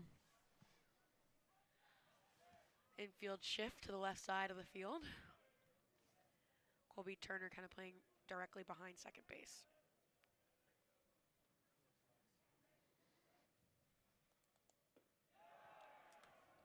Did he go? And he didn't for the first ball. I don't think he did. He did a kind of half swing, but he kept his bat back. But as a catcher, you might as well ask no matter what. Yeah, you got to try. So big gap here by where second would be. Yeah, huge. And he pops that one to the outfield. Greg Pace Jr. calling everybody off of it as he takes an easy out catch. So first out of the inning for the Wolverines. McElpatrick stays on first. And it'll be Jackson Freeman, the right fielder, up to bat now. 0-1 today, like everybody else. McElpatrick is 50% on stolen bases. He's only attempted twice, so I don't know if he's gonna run. 1 and 1. 1 and 1. Maybe he's scarred. Yeah, not too sure if he's one of the ones that you have to be too worried about over there.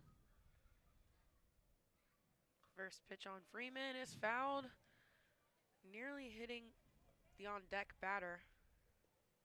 That's Jake Yang.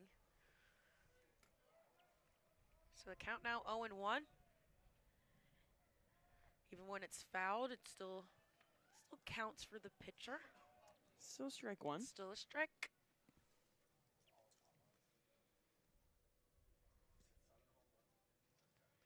The 0-1 fouled again, this time back at the press box. Now the count is 0-2. It'd be fun to have the window open and try to catch Get one of hit those. by the ball? No, catch it.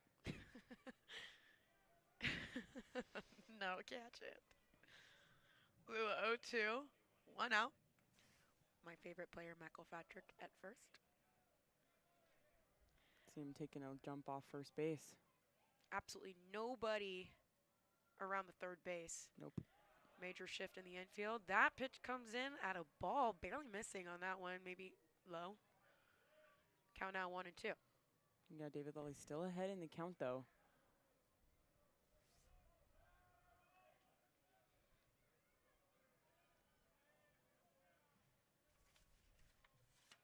So it looks like they pulled Jeffries from third and put him by second base and kept Culbertson in the shortstop area, and then Colby Turner is towing the infield. So he's kind of playing in that gap between infield and right field. What an interesting shift to pull your third baseman and put him in between your shortstop and your second. And like you said, not a single player over near the left field line in the left infield. That pitch is fouled back and away left side. So count remains 2-2.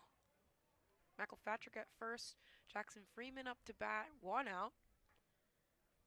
Lally reaching his 56 pitch count mark. Honestly, not too bad for being in the fifth inning. We had a lot of quick and efficient innings in the second and third. The 2-2 is fouled back onto Noah Miller. Yeah, and Freeman fouls it off his back, too. Hits a little bit of everyone. Everybody gets a piece of the ball. So Freeman, 264, 7 home runs, 15 RBIs, 5 doubles, and a triple. So hitting every stat category.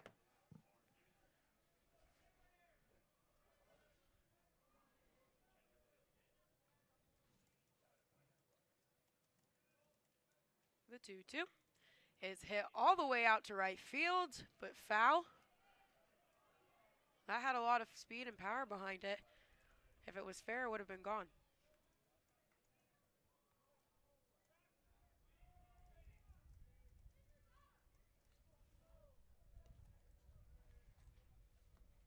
So the count remains 2-2 on Freeman.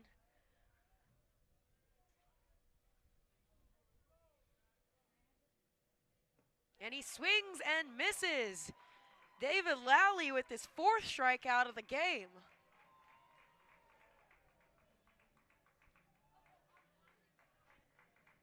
You know, although he has 3 walks, 4 strikeouts, still not a bad stat right there. So Jake Yang, the 9-hole for the Wildcats up to bat. Lally is going to tie a shoe real quick. McElpatrick stays on first, kind of been stranded there. 2 outs on the board now.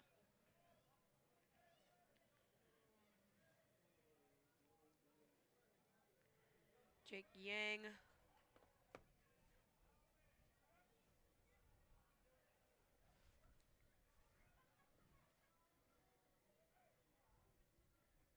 First pitch on Yang is a ball. Looks like maybe a little high. And Noah Miller bobbled it to the outside, but he's pretty speedy on his feet. McElpatrick, someone who doesn't steal, was not even looking to steal on that. Got away from Noah Miller a little bit, but like you said, able to be quick on his feet, get back to it as the snow starts falling again. The 1-0. Half swing there, and they're going to call him a strike. Count now 1-1, 2 outs. Lally looking for a put out.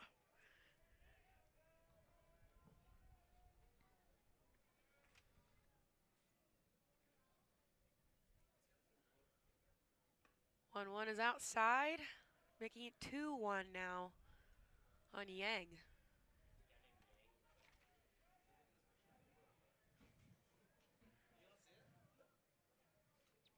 Yang, the second baseman for the Wildcats.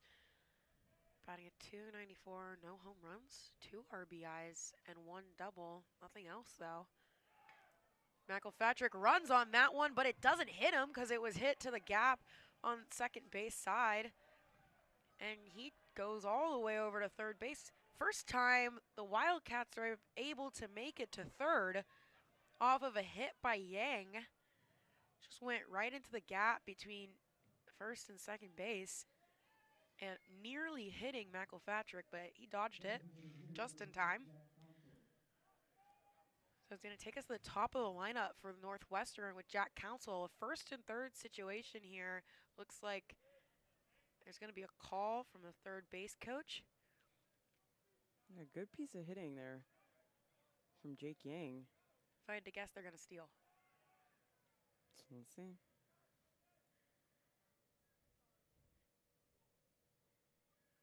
Yep. Oh. And there's a steal attempt. Noah Miller missing the catch. And Northwestern gets their first run on the board off of a missed catch. They're going to probably call it a wild pitch on David Lally. But if you ask me, as former catcher, he should have caught that. And so Yang is going to make his way on over to second. And McElfactrick is going to score, making the score 1-2 now. Yeah, they're going to score it as a wild pitch. And it's exactly like you said. It looked like he was going to steal second base, and then he threw the pitch. It kind of looked like he was almost about to get hit by pitch. And it just gets past Noah Miller. And Northwestern able to get on the board for the first time today. Jack Council looked to bunt there, but now he actually gets hit. Well, I don't think he was necessarily hit by pitch. I think he just had a really bad. Well, he had a bad hold on the bat, and so when he went to bunt the ball, it hit his fingers.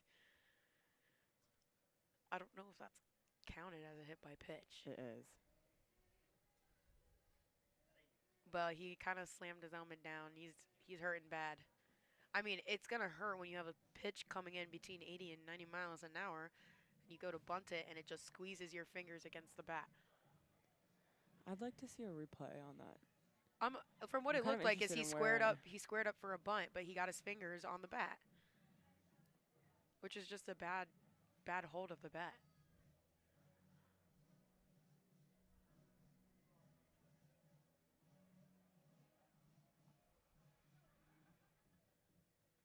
I guess we'll see. He's probably saying a lot of curse words right now. He's letting out all his frustrations on his fingers. Yeah, obviously getting checked by coaches and athletic training staff. Yeah, looks like he's in a lot of pain. Took his helmet off, slammed it on the ground. He's in a lot of pain. I mean, it's not fun. I've done that before where I've squared up for a bunt and I didn't get my fingers out of the way. There's a certain way you have to hold the bat in order to not do that. And maybe he just got his. It looked like a drag bunt too, so he showed late and then didn't pull his fingers back. Yeah, brutal. Rookie mistake, if you ask me. Okay. Yeah, especially when it's cold out too and your fingers are numb. Only thing protecting you is your batting gloves. At least in softball, the pitch is coming in at like 60. Yeah, it's slower.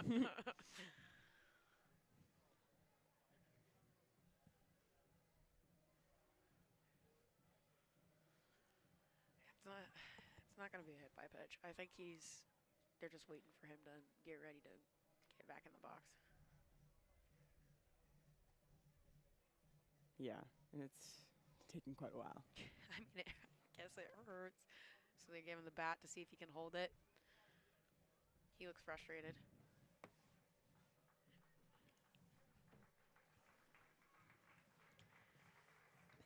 So he's actually going to go into the dugout. He hits his bat on the ground in the dugout.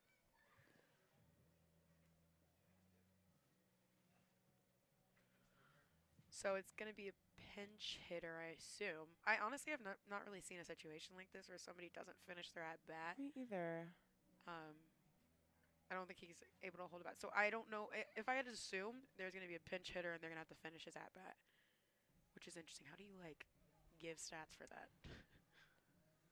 Oh, that's actually interesting. I remember hearing about this because I've seen this happen in the MLB, but I don't remember how it's scored. So does the stats then go to the pinch hitter?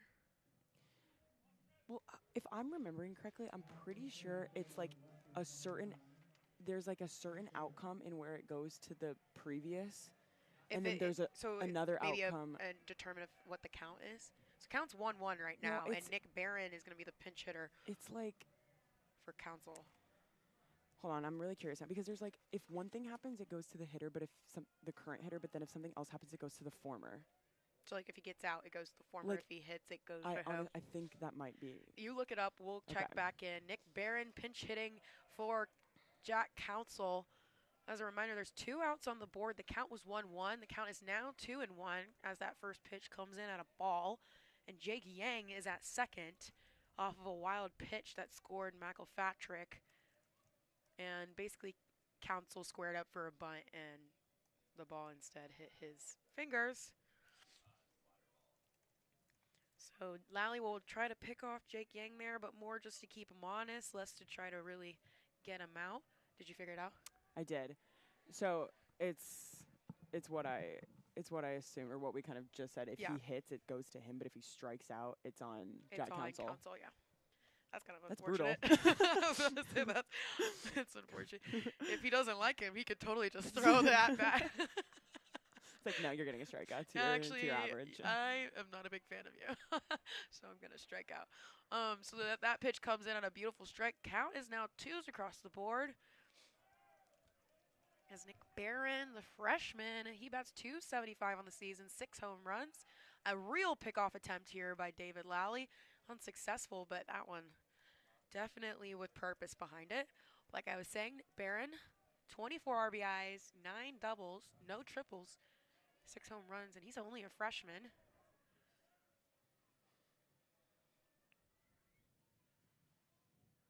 And he swings and misses on that pitch. And like we said, Jack Council is now going to get a strikeout for his record.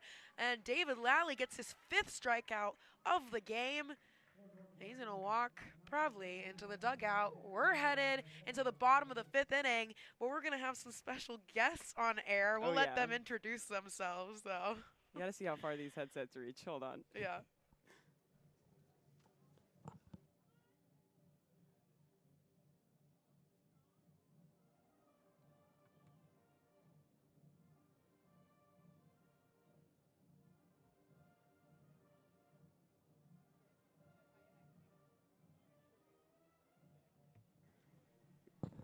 Hello?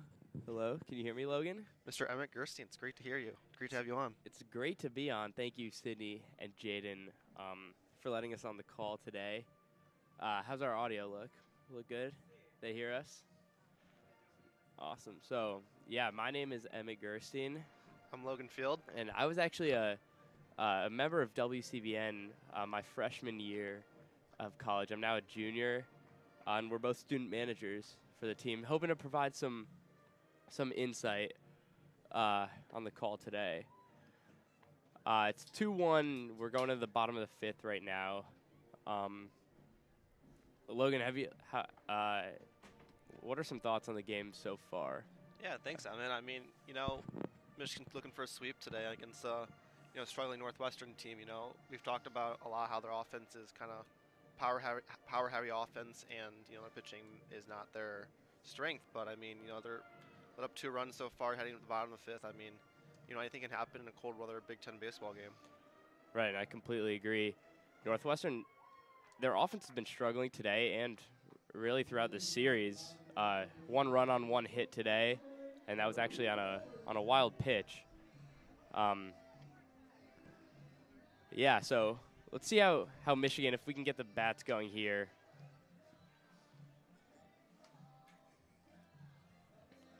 Yeah, Drew Culbertson, starting shortstop, leading off the bottom of the 5th. Yeah, it's 9-1-2 for the Wolverines. We see Noah Miller in the leadoff spot for the first time all season. With Evan Hager out of the lineup, Staple in the lineup, it's kind of a different lineup this weekend. And we're off in the bottom of the 5th. That first pitch to Weaver, just down for a ball. 1-0 to Culbertson. Hitting 188 on the season, but his on-base percentage just above 300. So that 0-1 pitch is in there for strike 1-1. It's nice to see Culbertson get a hit here. He's had a rough series, and average Diplo 200 this series. It's good to see him get him going here.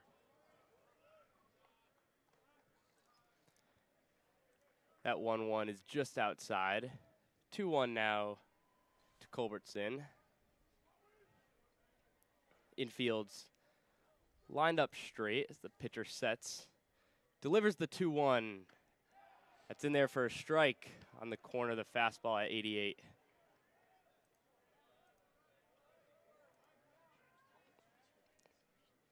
Culbertson's been working his at-bats deeper today. Fouled off a few last time up. Here, squares to bunt on the 2-2, and it's fair. One hopper to the first baseman. Misses the tag on Culbertson, and he's in there for a bunt single. There you go, Culbertson. That's a feel-good single right there. Yeah, kind of there. Able to get it down. And not sure if Northwestern is going to try to look. It looked like Noah Ruiz just missed the tag. And it looks like they won't. So Culbertson is on there with a leadoff bunt single.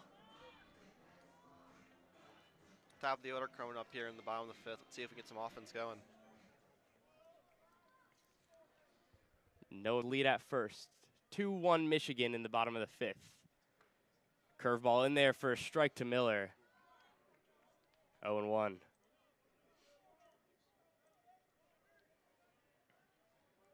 Hometown kid Miller from Monroe, Michigan. It's nice to see all the Miller jerseys in the stands. That's right, proud Wolverine. Constant support here at Ray Fisher Stadium. Here's the 0-1 swing and a foul ball right side. 0-2.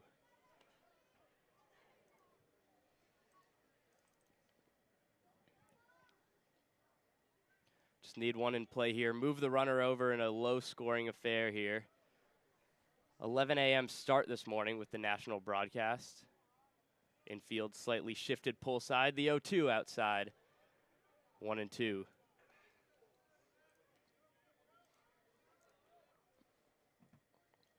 Miller started all 3 games this weekend.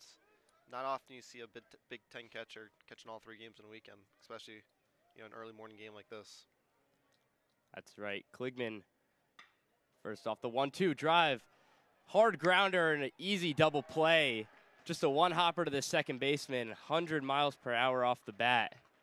And just an unlucky double play ball, 4-6-3 for Noah Miller. And a quick 2 down here in the bottom of the fifth. Hit the ball hard, it's all you want to do. Eats up the defender there. Yeah, it's tough. I was just talking about the shift. Just slightly pull side that ball just right of the second base bag, but due to the shift, right at the second baseman. And a quick 2. Brings up Colby Turner now. Average up to 396. Started the series just above 400. He's 1-2 today. First pitch of the at-bat. Changeup, called strike, looked just outside. But 0-1 nonetheless.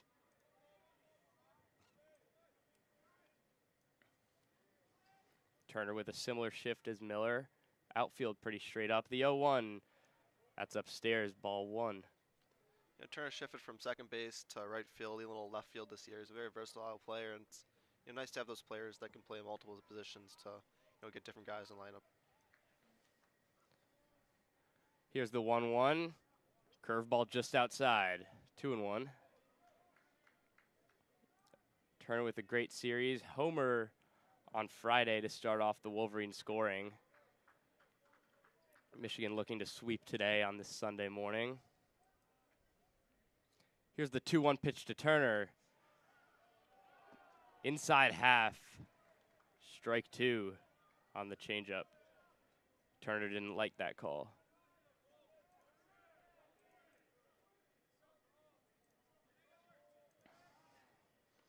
Weaver ready to deliver his 81st pitch of the night.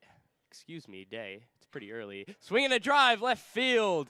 That one is one hops the wall in left center, and Colby's on his way to second with the double. 104 off the bat for Turner, and a 2-out double. It's a great piece of hitting there. Went soft again. 3 straight off-speed pitches to Turner. Drive the ball to the gap. Yeah, he was ready for that one. That changeup left just a little too high in there for the zone and not the hitter you want to leave that for if you're Ryan Weaver.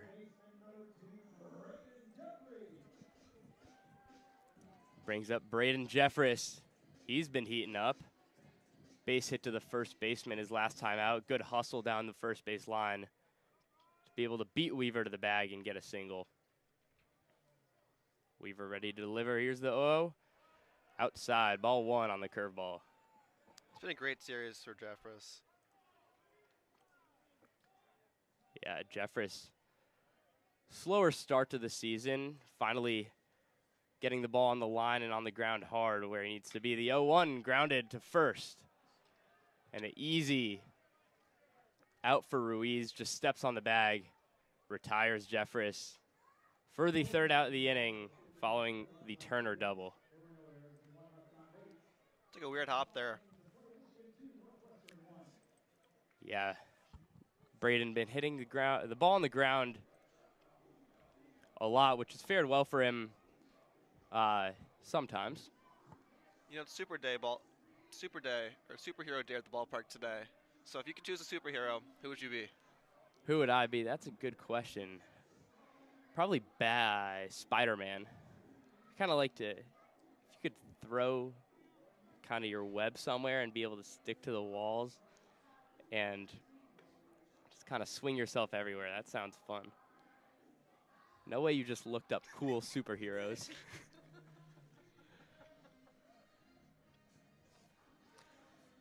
Well, How about you, Logan? What superhero would you be? I was preparing for you to say a superhero I didn't know, so I wanted to make sure I had the image up. I think I'd say. I don't know who any of these superheroes are on your screen right now. I think I'd say Thor, just because I would want to be huge, and muscular. That's cool, dude.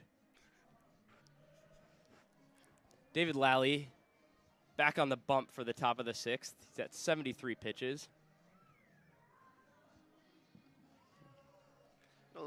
Lally walked the first guy in 4 pitches in the first, so he's really settled in since. I mean, you know, 1 run on a wild pitch, but besides that, you know, he's had a few walks in the game, but overall, you know, he's really settled in and pitched a really good game so far. Absolutely. After that first walk you mentioned, Eric Pajunas ran down to the bullpen like he was going to start getting warm, but Lally was able to retire the 2 and the 3 hole to kind of calm down that bullpen, and there's been no one there since. Yeah, I mean, coming back and striking out the next 2 players is, you know, one way to settle in. And I mean, he came in the game with a 4.70 ERA, so he's been prone to walks at times. But you know, everyone settles in and takes, you know, a few batters for different people. Absolutely. Lausch, Kucherak, Ruiz here in the top of the 6th. I even saw Barr on Friday night walk the first guy and then really settle in as well. Right, for sure. Northwestern just not able to get that big hit this year like they have done all season long, as Lally's first pitch of the inning is just up. Ball 1.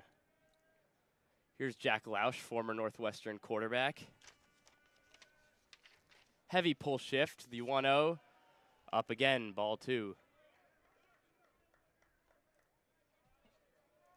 I love Lally's story, coming over from Notre Dame, you know, hometown kid from Grand Blanc, coming home. You know, it's awesome seeing his dad in the crowd every game, you know, sitting front and center, seeing his son pitch. Apologies, that's a 1-1 pitch now as Turner, a little spinneroo, and he throws him out at first. 1 down, great play by Colby Turner there at second.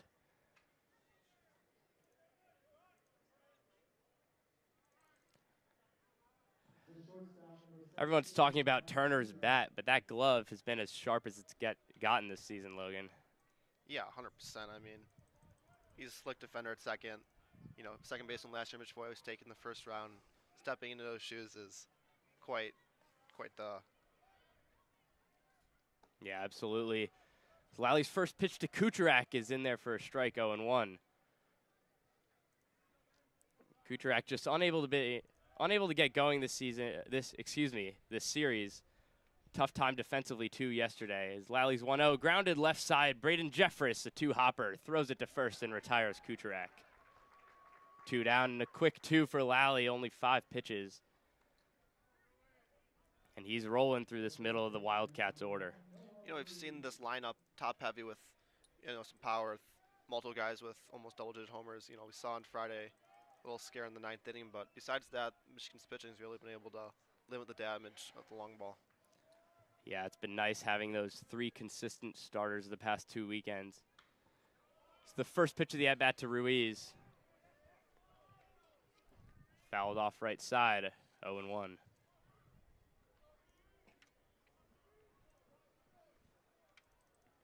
No Ruiz.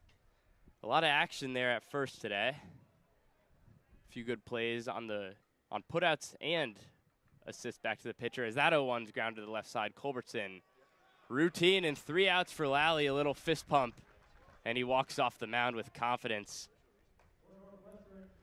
making those 3, 4, 5 look like the bottom of the order. How about that inning, Logan?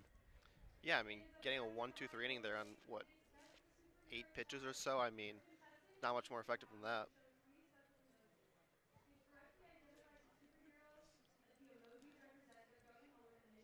You know, first year for you traveling on the road with the team, what's your biggest takeaway from, you know, going on the road and different experience from home? Yeah, it's a great question. It's cool to, especially with how this season's gone, we've had our ups and downs. Cool to see the team battling back. Won 8 of our last 10. Really just playing a good identity of baseball right now. Yeah, it's been cool to see. Yeah, I mean, they've definitely picked up the past few series. I mean, winning back-to-back series against, or really 3 straight series against Oregon and Michigan State, and now taking the first 2 against Northwestern. Yeah, and Rutgers before too. So 100%. yeah, and just overall, it's taken me some really cool places as well. Got to see the Rangers and Royals spring training complex out in Surprise, Arizona, and then got to see Globe Life Field in Arlington the following weekend. So just cool places overall, and it's just a great season, a great team to be a part of. Yeah, you talk about surprise. I mean, that was the first tournament of the weekend we took the tournament. Yeah, absolutely. And I think we just were talking about how Oregon State is maybe number 6 in the country, which Michigan took 2 of 3. Just got walked off that 4th game of that 4-game stand that first weekend. Yeah, I mean, coming out first game of the year against a pitcher like Dax Whitney and the 6th ranked team in the country is no joke, especially when you have indoor practices for the whole months of December and November, December, and January, and you know, coming against a pitcher that's throwing 97, 98, 99 even, be able to take that win the first game is a huge, way to start the season, set the tone. Right. It's just great to see how the team was determined for those moments, and even last year too, Michigan, 2 of the best pitchers in the Big Ten, Cade Obermuller and Jackson Dwura. Excuse me if I pronounced that incorrectly, for Michigan State. Yeah, Michigan Iowa hit them Michigan well, State yeah. pitchers. Here's the bottom of the 6th as Cade Ladahoff takes first curveball just outside, 1-0. Dzurwa for Michigan State's off to a great start with the Orioles in the minor league system. Oh, is that right? You know what level he's at? I think it's high A right now. That 1-0 is just down, 2-0. Ladahoff, Stressler, Park to start off this inning. That 2-0 is outside as well, 3-0 to Ladahoff.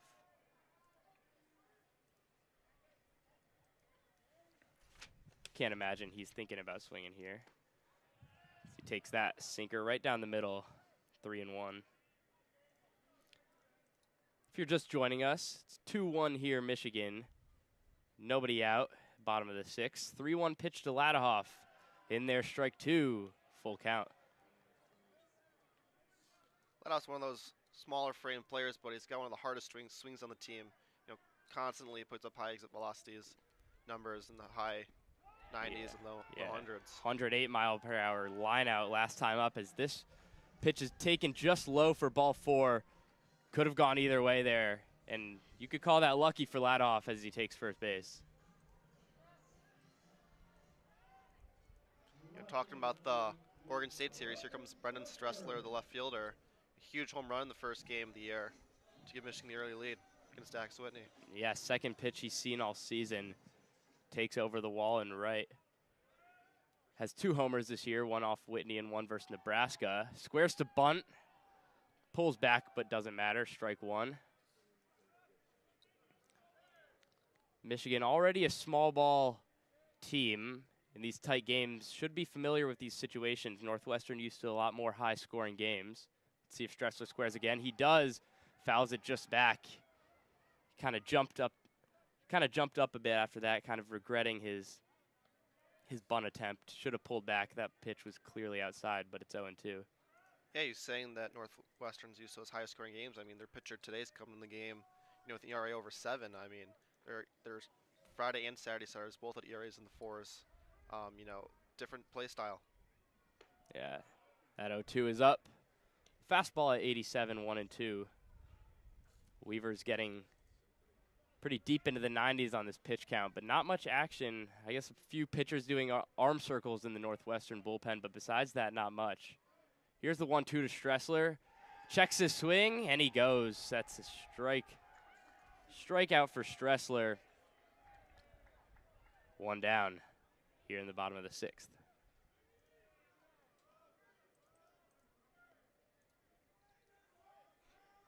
In the 6-hole, Junsung Park probably has got the best walk-up song on the team. Who Let the Dogs Out? It's a great story.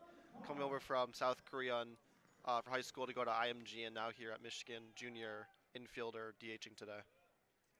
Yeah, absolutely. And he's been hot all series. 2 doubles yesterday. Averages up to 333 on the season. Small sample size, but 4 RBIs and 2 doubles.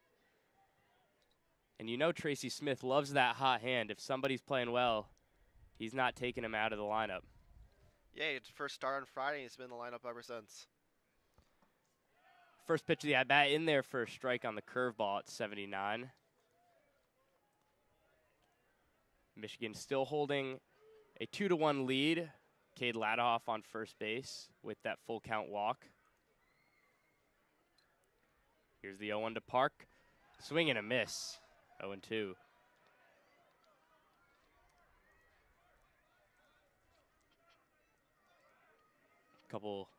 Big hack there for Park.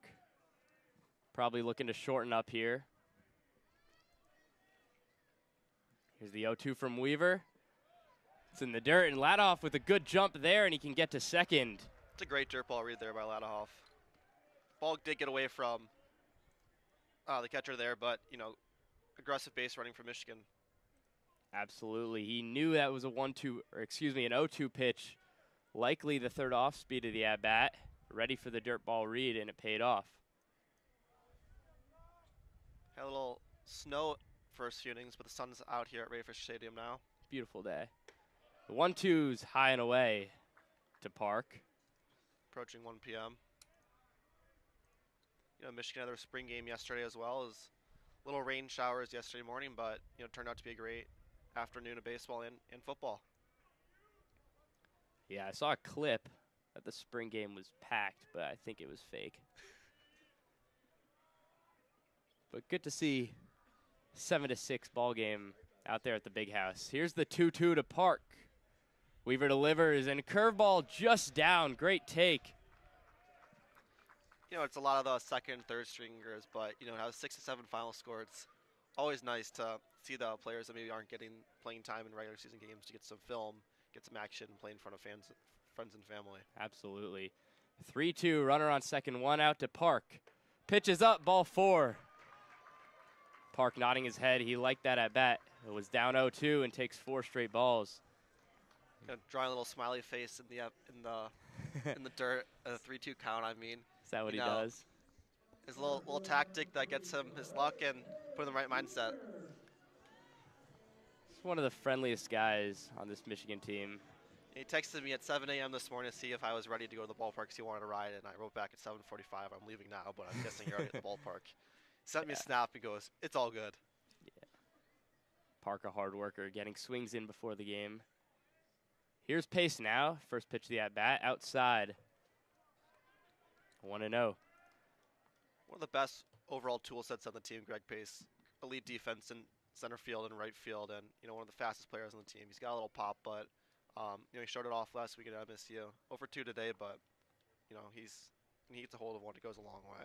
Yeah, absolutely. His first homer last week. 2 Mondays ago against Eastern Michigan. Just 15 minutes away. But yeah, Pace still looking to find his stride, really. this season, average down to 259. He's been hitting the ball on the ground a lot, needing to elevate a bit more. He came in the series hitting 272. Been a rough series, but looking to get hit to move the runners over here. Yeah, always a threat to get on base. Comes Nebraska's head coach. Northwestern's my bad. Northwestern's got a guy in the bullpen looking like could be a pitching change coming up soon. Yeah, I think they're just going to talk for now. He's thrown 5 straight balls. That first pitch was his 100th pitch of the ball game.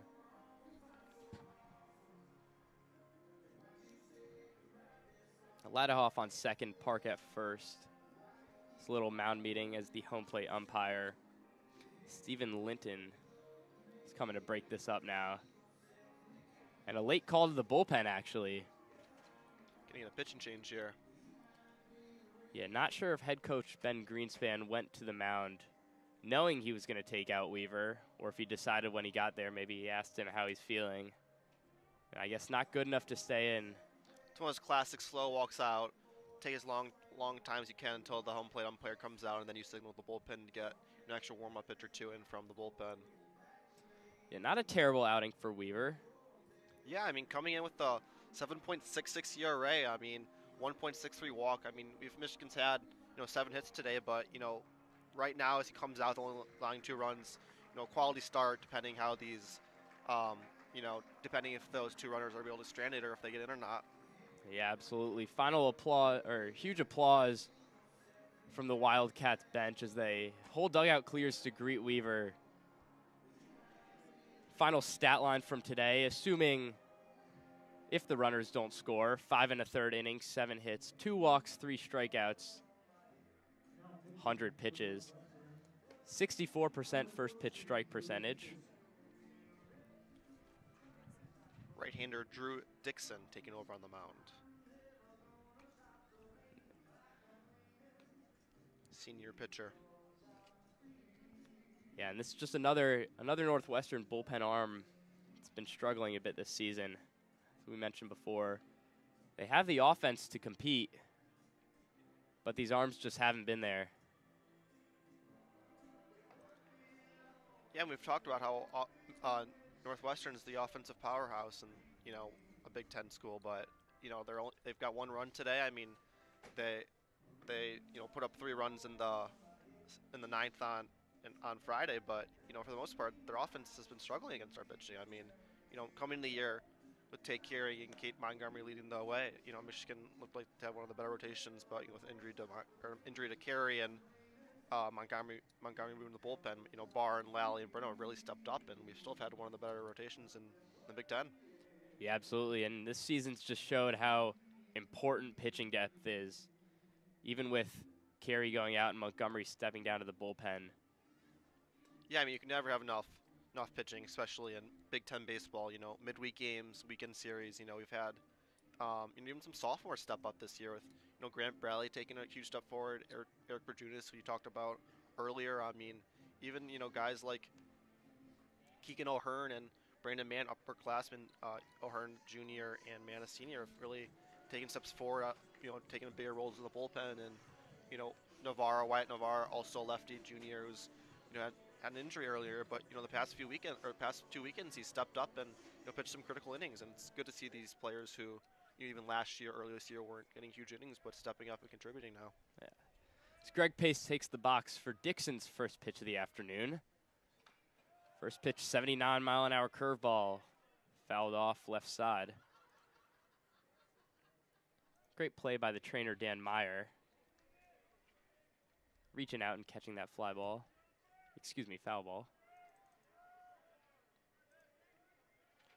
Counts 1-1 to Pace now.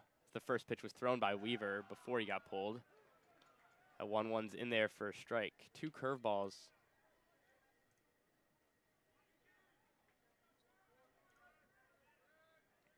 For Dixon to start the day. Michigan going with the Mays jerseys today, and you see Coach Valentine and Coach Caruso in the first and third base box with the Mays tops as well.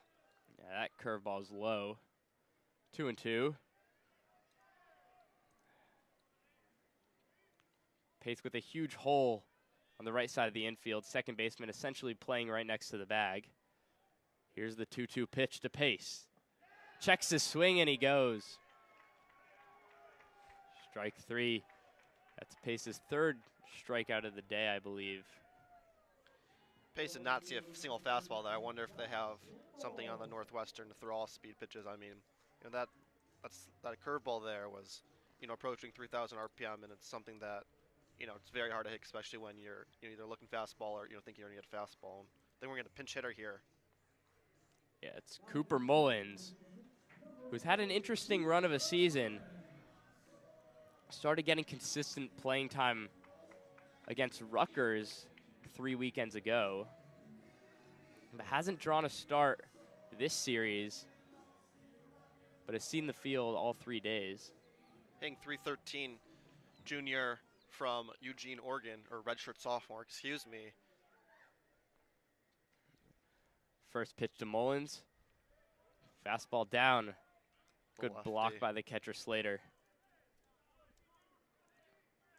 Still lad off on second, Park on first. 2 down here in the bottom of the 6th. Wolverines still leading 2-1. 1-0 to Mullins. Curveball outside. 2-0. Mullins from Eugene, Oregon, home of the Oregon Ducks. He's got his bat tape is actually Ducks, and it's a little tribute to his hometown. At 2-0 is in there for a strike. 2-1. Let's see if Michigan can get this hit that they need. Dixon's coming and pounding curveballs. Another curveball there, 2-1, just outside. 3-1 to Mullins. Culbertson awaiting on deck. Mullins has consistently put up good at-bats, putting balls in play, you know, not chasing and, you know, working deep into counts. Here's the 3-1, swing and foul ball. Just back, he's on that curveball now. Dixon, 9 pitches, only 1 fastball so far. Loves that off speed. You got a curveball up over 3,000 RPM. I mean, I would love that too, and you know, trying to get hitters out with it and bury it. Runners moving here, 3-2, 2 outs. Swinging a ground ball, just foul down the third base line. About a foot wide of the third base bag. That would have scored one at least, if not 2, depending on where that ball bounced.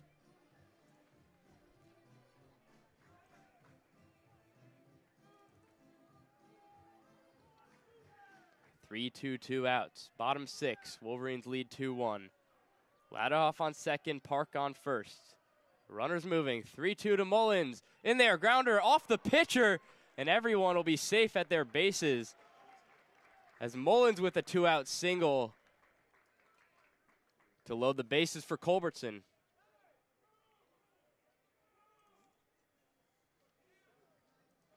Put the ball in play and good things will happen. That's true, and we've really seen that this game. Both Michigan runs scored on balls that didn't leave the infield. That bunt right back to the pitcher Weaver earlier in the game. The play that was originally called Colby Turner out at home, but then overturned. That was the Wolverines' first run, and the second run was that ground ball to the third baseman, McElpatrick. Just under his glove, scored a hit. Could have been scored an error. Get the trainer coming out to check on Dixon, who took a hard line drive from Mullins off his leg. Yeah, 94 off the bat from Mullins. Not sure where that got him, but could not have been comfortable. The worst feelings on a cold day is get a hit by pitch, or in Dixon's spot, you know, taking a ground ball off the leg. Getting a warm pitch here.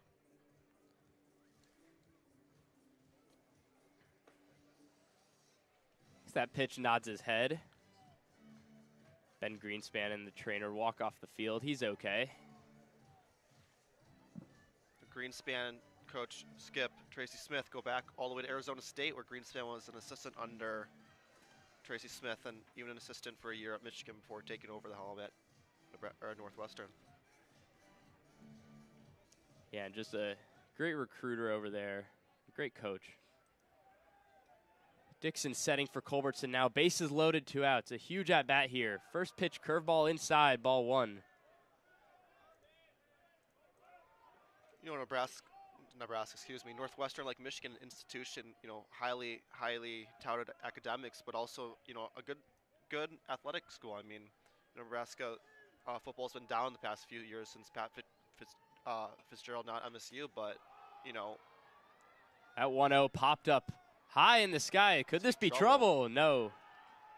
Caught by the first baseman, Ruiz, maybe 20 feet up the first base line to retire the side. And we go into the top of the 7th.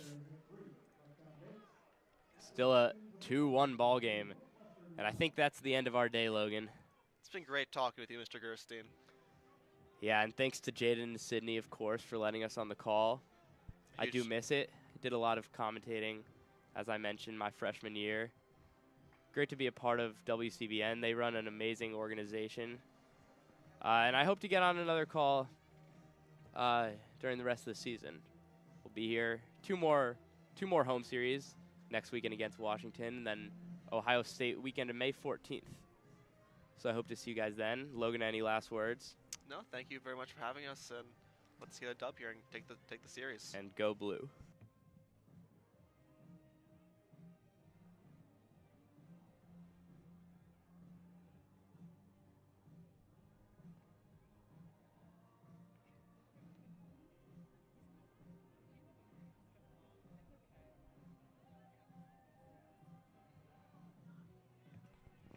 Oh, and we're back, and I know you missed us.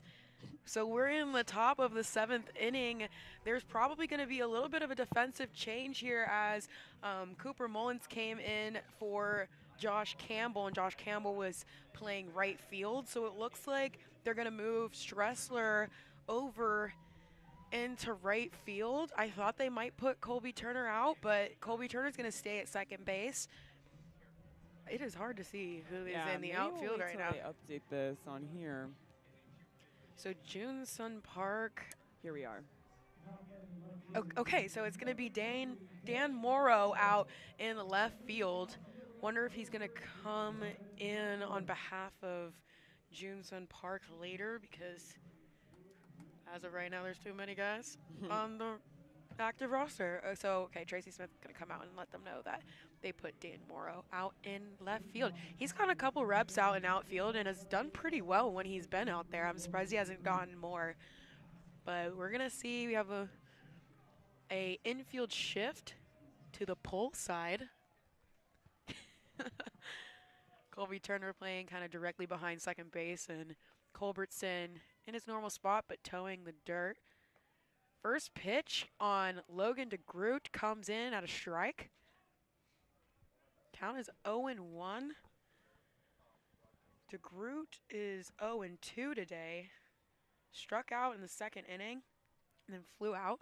He swings and misses on the second pitch. Lally up early in the count, 0-2.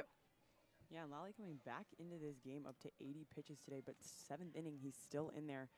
I mean, that's great to see for Michigan. They have a couple arms up and throwing in the bullpen, but to still have your starter out there in the 7th inning, he's having a great game so far. Oh, and Lally gets another K today. It's 6 on the board for him as DeGroot has to take a walk back to the dugout. Starting off strong early in the top of the 7th inning. I think the craziest stat standing out to me right now is it's only 1-2 right now, but Michigan has 8 hits and Northwestern only has 1. Yeah, I mean, David Lally's done an incredible job so far with this Northwestern offense. Most of their base runners has come from walks. He's walked 3 guys today and then obviously only has the 1 hit. But he's doing a really good job getting them to swing and miss. McElfatrick hitting that fair down the third baseline, and he gets thrown out at first. Jeffries over there at third playing deep behind the base was able to field it and make the long throw. Yeah, it was a really long throw. Able to get a good grab on that, throw it over to first base. And get the out. And another couple quick outs for David Lally. And I mean, that's what's keeping him in this game so long, is a lot of these innings have gone by really quick for him. I mean, pitch count staying at a decent clip. And I mean, like we mentioned, 2 guys up in the bullpen throwing for Michigan, but it doesn't look like he's coming out anytime soon. First pitch up and away on Jay Slater, the catcher. But like you said, he's getting towards that 84 pitch count mark. Max DeBeck warming up for the Wolverines in the bullpen. This is kind of our first look at some bullpen pitchers for the Wolverines. The 1-0 comes in a little low, making it 2-0. 2 outs. Jay Slater up to bat. 0-2 today. He had a couple hits, but, thrown out at first. That pitch comes in. First strike of the at-bat. 2-1. Wolverines looking to go 3 up, 3 down here. Culbertson basically in the outfield at this point. That ball is popped up right over to Colby Turner, who was playing kind of back at second base. Misjudged it a little bit there, had to bend back, but was able to make the out. The Wolverines go 3 up, 3 down in the top of the 7th. And we're going to head into the bottom of the 7th. Wolverines finally getting a good little defensive rhythm here. Not finally, they kind of had it the entire game. But now they're going to be at bat. Yeah, the Wolverines have been doing great this game on defense. And another super quick inning for David Lally Jr. Just 8 pitches to get out of the top of the 7th for him. So, I mean, he's been doing an incredible job making quick work of these Northwestern batters, getting the swing and miss, he's just getting outs in a variety of different ways, and they're all working for him. Only 1 hit so far on the day. Just incredible stuff from him so far. I mean, yeah, a standout game. When he has a good game, it's a really good game, and I feel like he's kind of been that steady thing for the Wolverines, especially since the bats have not been hot for either team this game. So he's kind of been that steady hold down. Yeah, but being able to rely on someone like him in this game, huge for them. Michigan has had some great pitching performances from their starters in these 3 games of the series. They obviously had Kurt Barr in the first game, who's been really that consistent Friday starter for Michigan and kind of cemented himself in that order. And then obviously Shane Brenham yesterday, who had a career-high 9 strikeouts, was able to give Michigan some length in that game. And now David Lally today giving Michigan length. So their starters have done an incredible job this series, giving them length and also giving that bullpen some time to rest. We've seen some games earlier this season where the Wolverines have had to go into their bullpen really early on and, kind of have to run through a lot of different pitchers. But that's not the case in this series. The starters have really shown up for Michigan. Yeah, I agree. Like, the beginning of the season, it seemed like they were a very bullpen-heavy team, and then now they've kind of solidified their weekend starters, and they've been climbing up to the 100-pitch count before needing to reach for the bullpen, which is exactly what you want from your starter. You don't want your starter to only be in for a couple innings. You want them to last at around 6 at least, and that also matters on how many pitches they're throwing, and Lally's been doing a good job keeping it at a minimum. So we're at the top of the lineup for the Wolverines.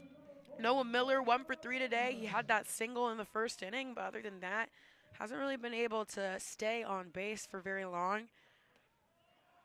His first pitch comes in at a strike, like a curveball. Count is 0-1 on Noah Miller.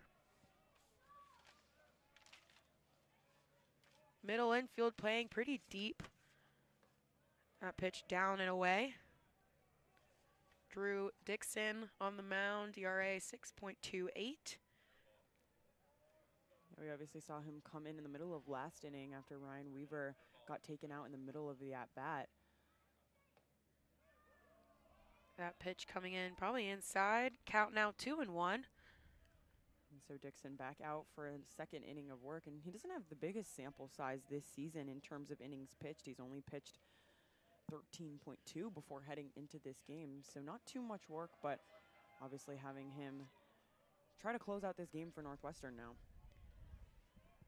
So that pitch coming in again inside, nearly hitting Noah Miller. Count 3-1.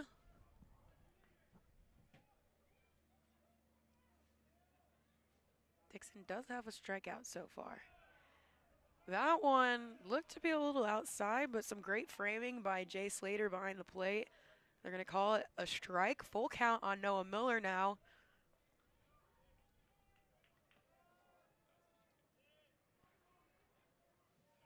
And that 3-2 is down the middle for a strikeout. Noah Miller looking surprised at that pitch, but from up here it looked pretty. I mean, the way he like threw his bat behind him, it looked like he was getting ready to make the trip over to first base for ball 4, but Noah Miller called strikeout looking. And Drew Dixon gets his first out at the bottom of the 7th inning. Yeah, so it's going to take us to Colby Turner.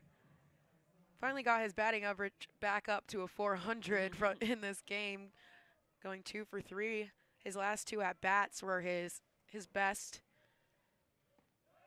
First pitch comes in, strike. He likes to toe that inside of the box, and so they try to jam him on pitches a lot, and he doesn't swing at them unless he has to. And you mentioned Colby Turner, 2 for 3 today. Those 2 hits helped him extend his hitting streak to 19 games now. So obviously the most productive hitter, most consistent hitter in Michigan's order right now. So count now 1-1, 1 out after a strikeout on Noah Miller. That made 2 strikeouts for Drew Dixon of the game. 1-1 on Turner. He hits a little dribbler down the first baseline, and Drew Dixon looks to tag him. Colby Turner making a little somersault as he tried to head to first. Dixon making the tag. It looked like it may have hit off his bat a little weird. So it's going to be 2 outs for Northwestern. Braden Jeffries up to bat. 1 for 3 today. Had a single in the 4th. Ended up coming home to score later in that inning off his single. One of Michigan's 2 runs today. Only up by 1 in this game. That pitch inside and down on the lefty. And Northwestern starting off with a left-handed pitcher and then moving to a right-handed pitcher in their bullpen in Drew Dixon. The 1-0, again inside. Looks like they're trying to jam Braden Jeffries here, but he's not falling for it. 2-0 is the count now. 2 outs. Again, the entire infield playing pretty deep except the third baseman, Michael Fatrick. 2-0 inside and high this time. 3-0. We'll see if Jeffries decides to swing on this next one. But it's hitter's choice.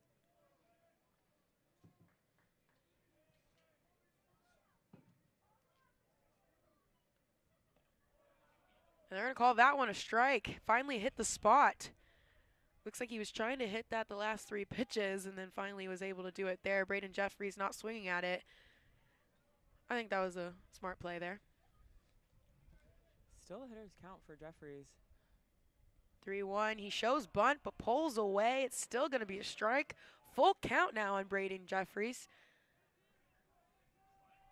And good work by Dixon to work his way back into this count. Started 3-0 and then 2 strikes in a row.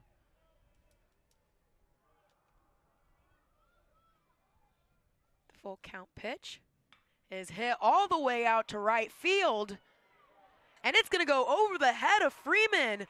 Braden Jeffries taking advantage of the bases, going all the way to third. A miscatch in the relay. I'm thinking he probably could have tried to make it home, but he didn't see that there was a miscatch on the relay throw. Braden Jeffries with a stand-up triple. I mean, what a huge piece of hitting from Braden Jeffries, especially to start the at-bat. Up 3-0 in the count, and then Drew Dixon battles his way back, makes it a full count. Jeffries gets a great swing on the ball, sends it over the head of Jake Freeman out in right field, and I mean, he's fast. He's able to make it all the way around the bases, and like you said, it looked, you could see him bobble the throw there, and Braden Jeffries obviously not looking at the outfield to see where the throw is, so he couldn't tell. But I totally think with his speed, he could have made it home on that. I mean, that's where your third base coach needs to tell him he's up or he's down and start waving your arm and tell around. him to go. But, you know, Braden Jeffries came in diving to third thinking that the throw was going to be there, but bobbled throw. First pitch on Cade Ladahoff was a ball, but the second one is a strike. Count 1-1.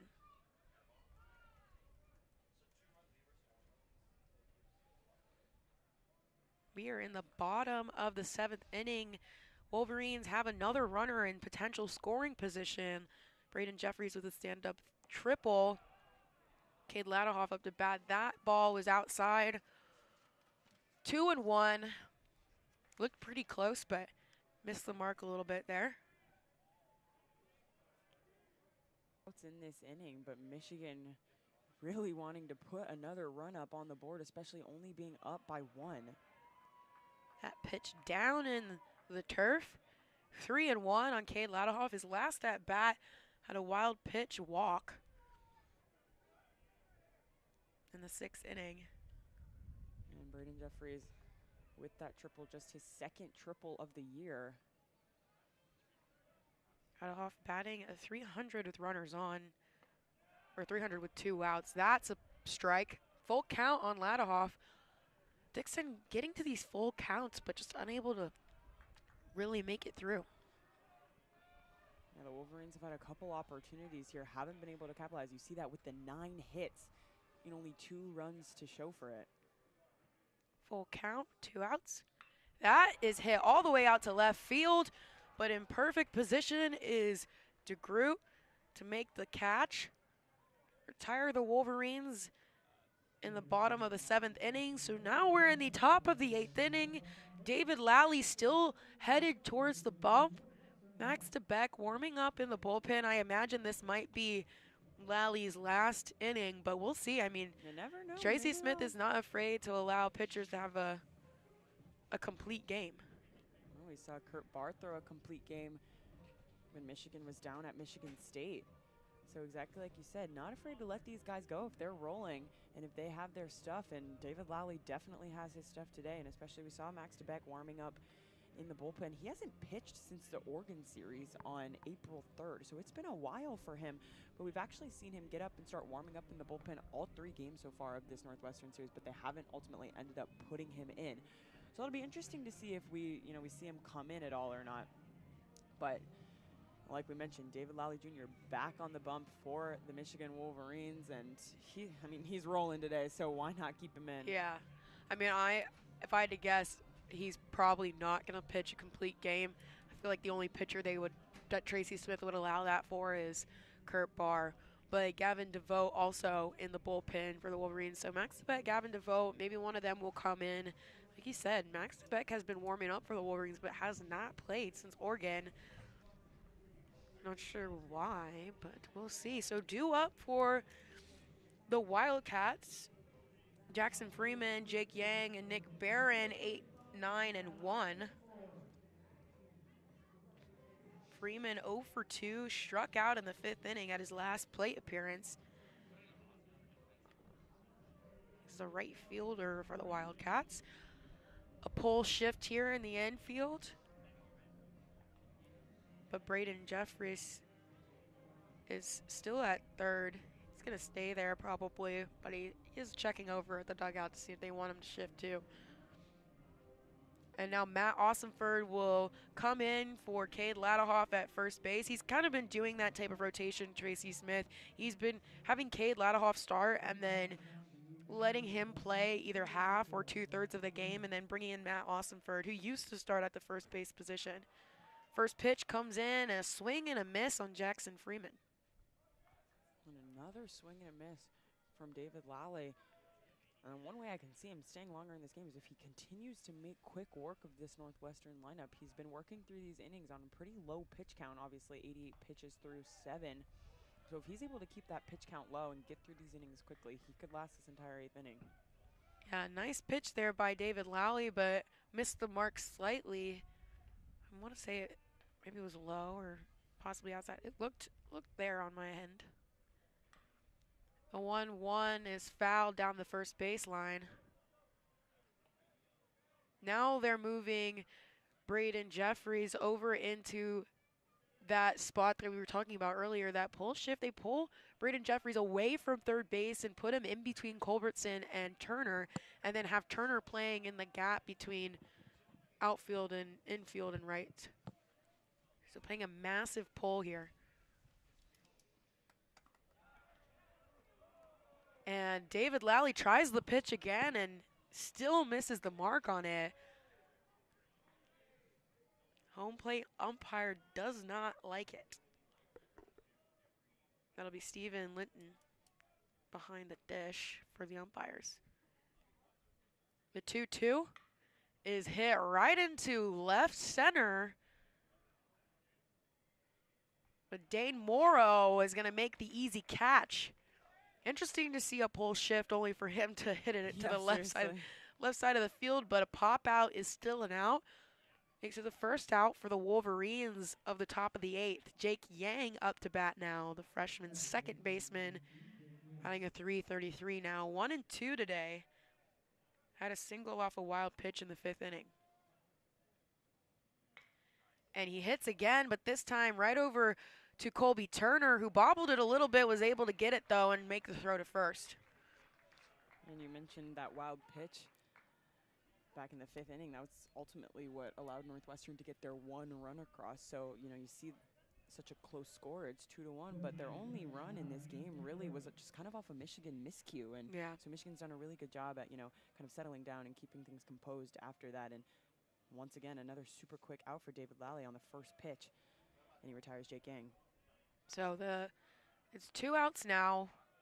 Nick Barron, the pinch hitter for Jack Council, is in now. Technically 0-1 today, but that's going to count on Jack Council's record. He hits a grounder over to the shift where Colby Turner was, and he makes the put out at first. 3 up, 3 down for the Wolverines in the top of the 8th.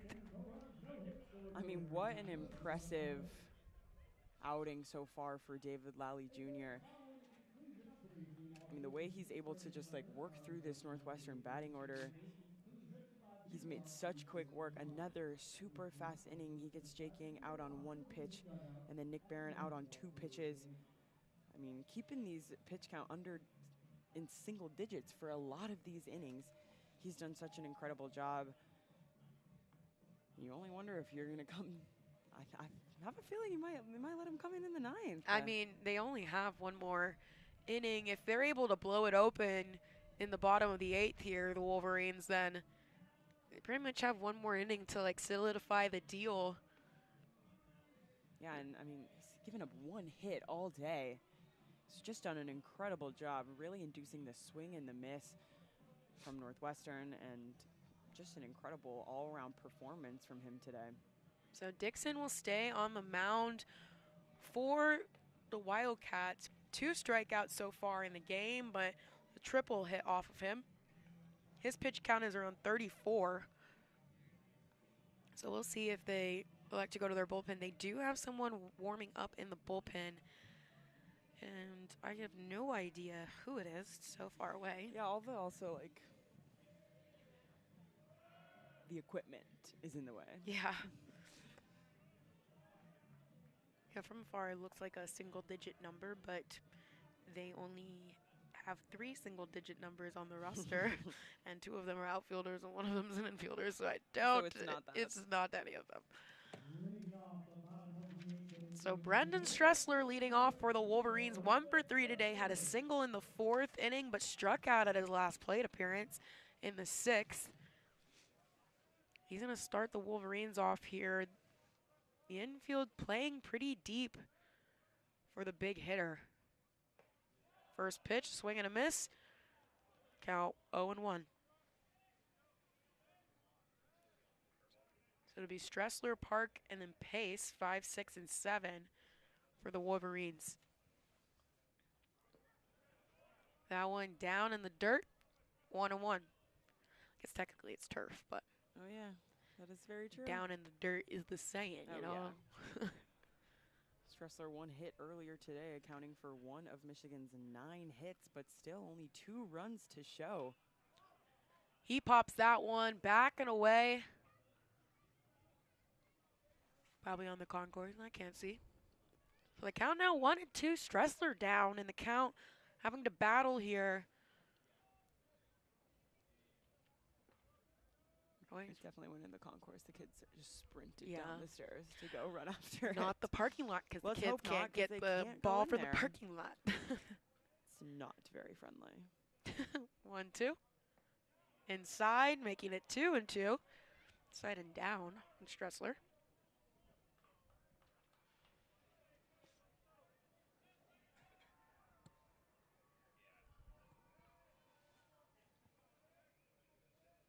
Two pitch is hit all the way out to left field, but it's gonna go foul in the Michigan bullpen. It looked like Max DeBeck out there tried to snag it, but but missed it. Yeah. Stressler just got that just off the end of his bat. Sends it over to the Michigan bullpen, but stays alive in the count. It's almost the same Looks the exact same, hit, yeah. but a little higher and a little further. Yeah, once again, just getting it off the tip of the bat. Sending it over to the left side. So the count remains 2-2. No outs on the board. Infield playing pretty deep on Brendan Stressler. 2-2. Popped up and back again. Stressler really needing to level out his swing here and get it straight rather than up.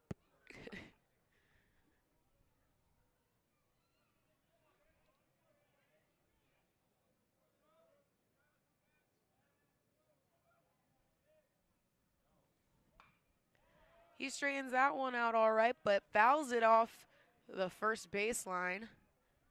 Nearly hitting Cole Caruso, the first base coach.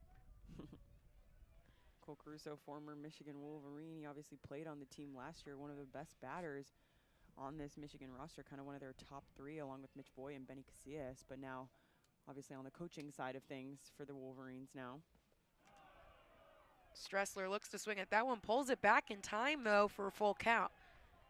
Stressler really working this count on Drew Dixon right now, getting his pitch count up there, forcing him to, kind of pitch around him, and now he's worked the count full, especially after all those foul balls. And that's a great at bat. The 3-2 is hit all the way to the right side, but fouled again into the Northwestern bullpen this time. He's making him work for this. He really is, but a couple extra lives for Brendan Stressler and more pitches onto the pitch count for Dixon. Yeah. And Stressler wins the battle with a walk. What an at-bat by Stressler. Able to work the count, fouls it off both ways, left and right. Works the count full with the ball. And then gets the walk. And the Wolverines have a base runner, Northwestern taking a mound visit. With just the team, though, there's Yeah. going to be a pinch hitter for Junson Park, and it looks like Jack Lafitte, the freshman. He's kind of been getting a little bit more play time. He plays first, so we'll see if he's just going to DH for right now. But he's been playing pretty decent.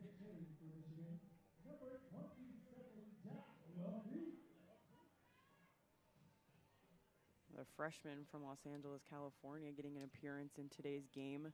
Jaden's neighbor. Yeah, I guess so. He went to Harvard Westlake.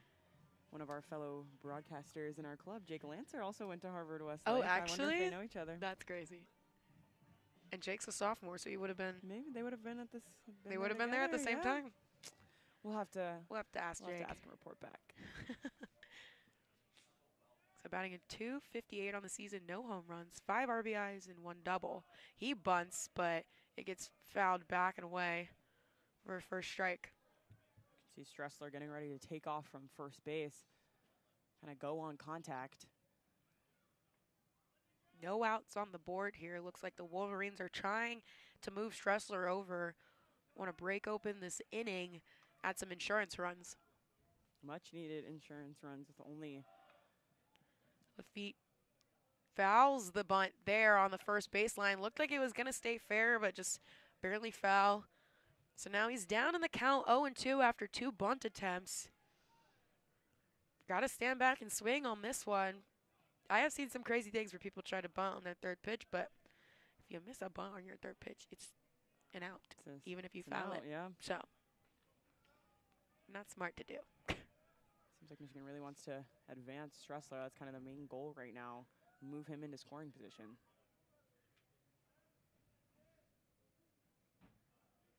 0-2 is hit down the third baseline, but foul. Nice piece of hitting there by Jack Lafitte, just needs to get it fair. So no outs on the board. Stressler at first. Lafitte, the pinch hitter, up to bat. Count remains 0-2. Dixon with 1 walk and 2 strikeouts.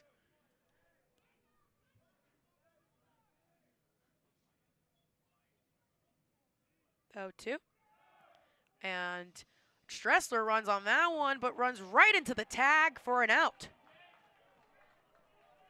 What a great play by Northwestern there to get the runner out, especially Michigan really trying to advance Stressler, get him into scoring position, and then he goes. Great heads-up play by Northwestern to get the tag and the out, and that was a very timely throw. The ball was there even before Stressler made it to the base, so that was going to be out. I mean, 2 stolen bases attempt on the season, caught stealing once, so he was a 50% chance he was going to get caught again, and he did. And Jack Lafitte hits that one right over to Kucherak at shortstop, and he's thrown out at first. The Wolverines are really trying to move Stressler over with 2 bunt attempts that were unsuccessful, and then an attempted steal there, but the throw was in time for Jay Slater. But now Greg Pace Jr. 0 for 3 today, 3 strikeouts, mind you. Up to bat with 2 outs, nobody on in the bottom of the 8th. Yeah, just a tough day at the plate for Greg Pace Jr. Strikeout in all 3 plate appearances, like you mentioned, but really trying to get back on the right page for him right now. He fouls that one into the parking lot. Count 0-1. So middle infield playing a little deep. Jake Yang kind of hugging second base. 0-1. Pace swings and misses on that one. Looks like he didn't have his head on the ball there. 0-2 the count on Greg Pace. Looking to not get another strikeout on this game.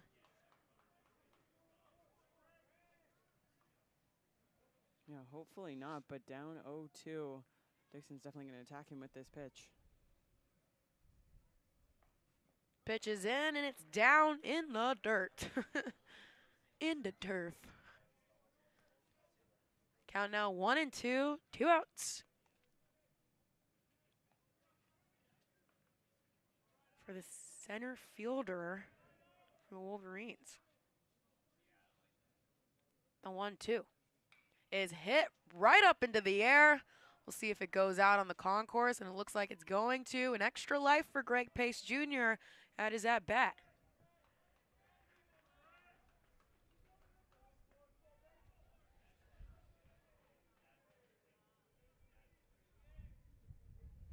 He bats at .219 with 2 outs. So we'll see how he bodes today.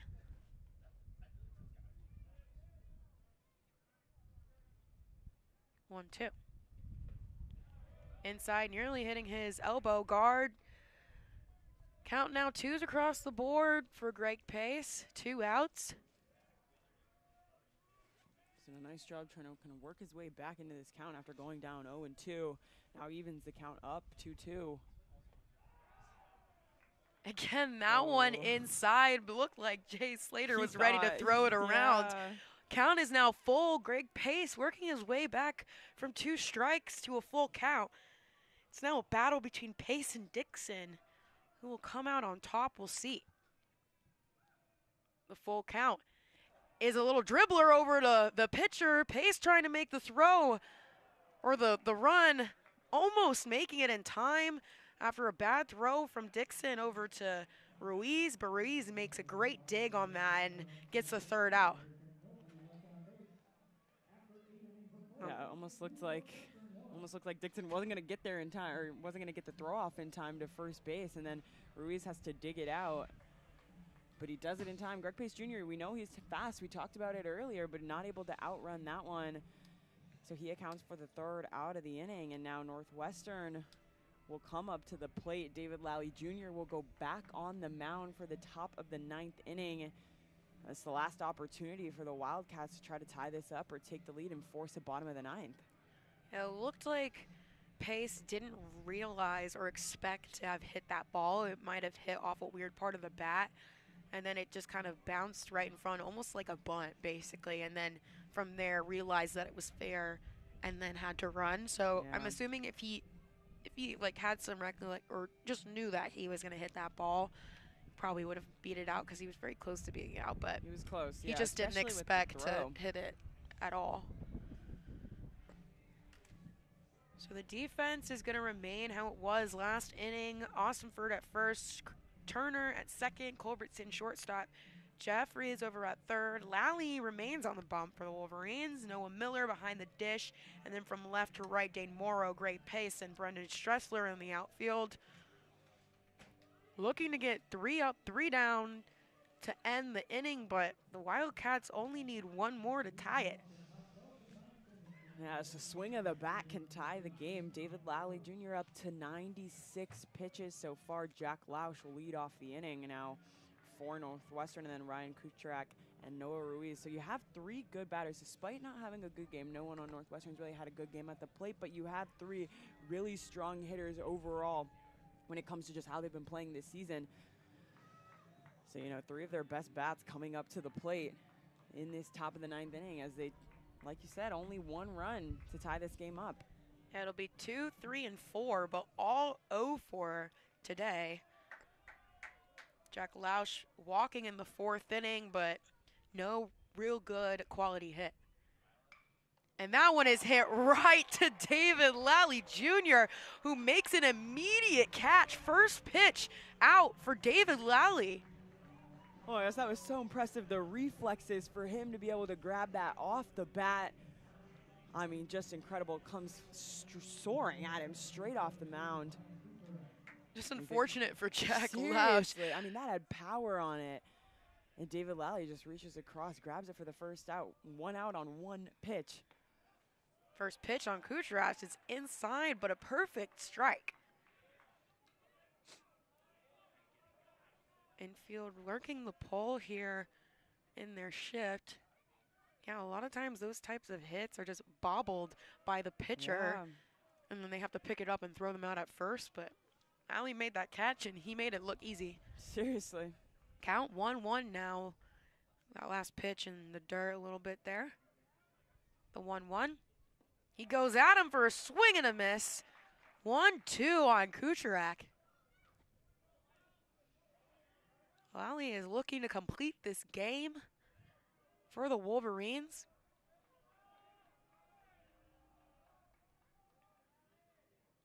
The 1-2.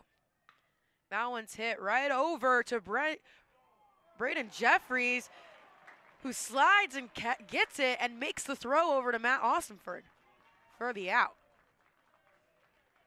Another quick out for David Lally Jr. and the Michigan Wolverines. And what a play by Braden Jeffries over at third base.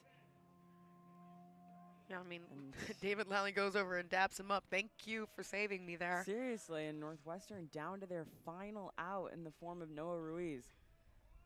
0 for 3 today. He hits that one all the way to the right side of the field, but it looks like it's going to drop in the bullpen for the Wildcats. But that's 1 for David Lally. Only 2 more strikes for Northwestern in this ball game. David Lally Jr. has had an incredible performance so far. The 0-1.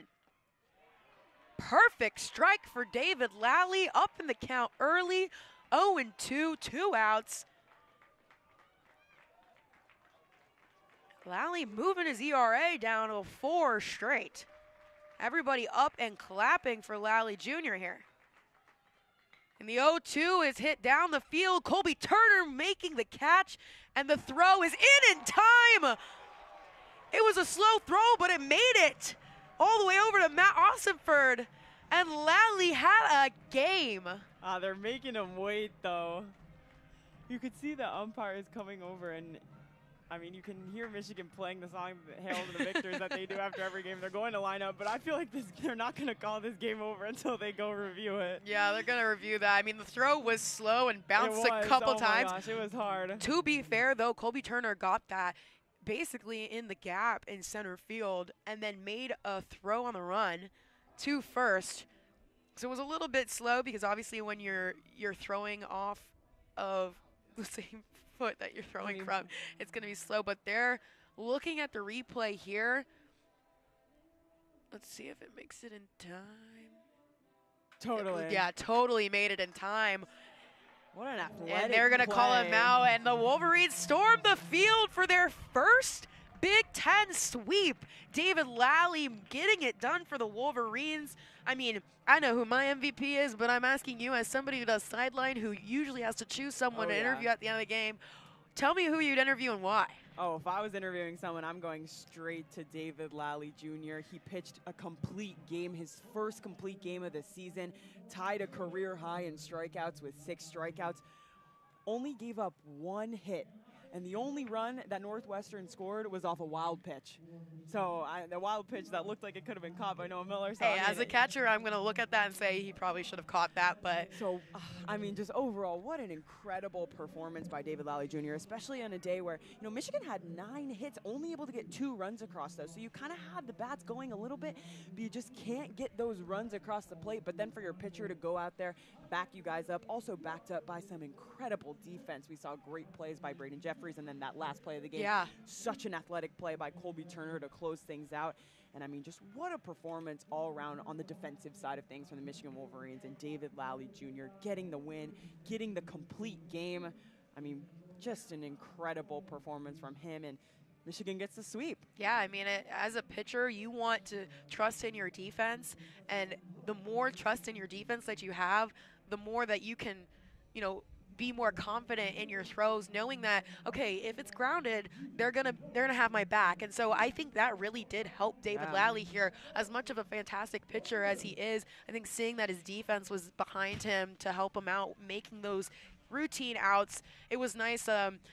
Both teams have a lot of crossover between each other, and we just saw Jack Council, who had to go out of the game from squaring up on a bunt and then his fingers kind of getting hit by an attempted bunt. He came over and dapped up all of his old teammates and dapped up the coach, and he personally did that before the team even came over, and they all just congratulated each other. You don't always see that, if I'm being completely honest, where teams do that now in baseball, but no bad blood between these two teams, and Michigan comes out with the first sweep, and me and Jaden no longer call a game together. Oh my gosh, stop. I know that's so sad, our last ever baseball game. I mean, this is Sydney's last ever WCBN game. I only have one more softball game left, but both of our last baseball games, it's been a fun season, and way to end it on such an incredible game. Yeah. I mean, this was a fun one, and yeah, it's been fun calling games with you. Oh, I love you, David. I love you. So we appreciate you guys listening out there. If you decided to tune in or listen throughout the whole game, we shout appreciate out to also Emmett and Logan, our Michigan baseball manager broadcasters, who hopped in for a couple innings. Yes, you got a little insight into what it's like to be with the actual team. So with that note, we will leave you how we always do. I've been Sydney, next to Jaden Fode, and I hope you guys have a great day. I hope and you enjoyed. As always, go blue. Go blue. Dang. Yay.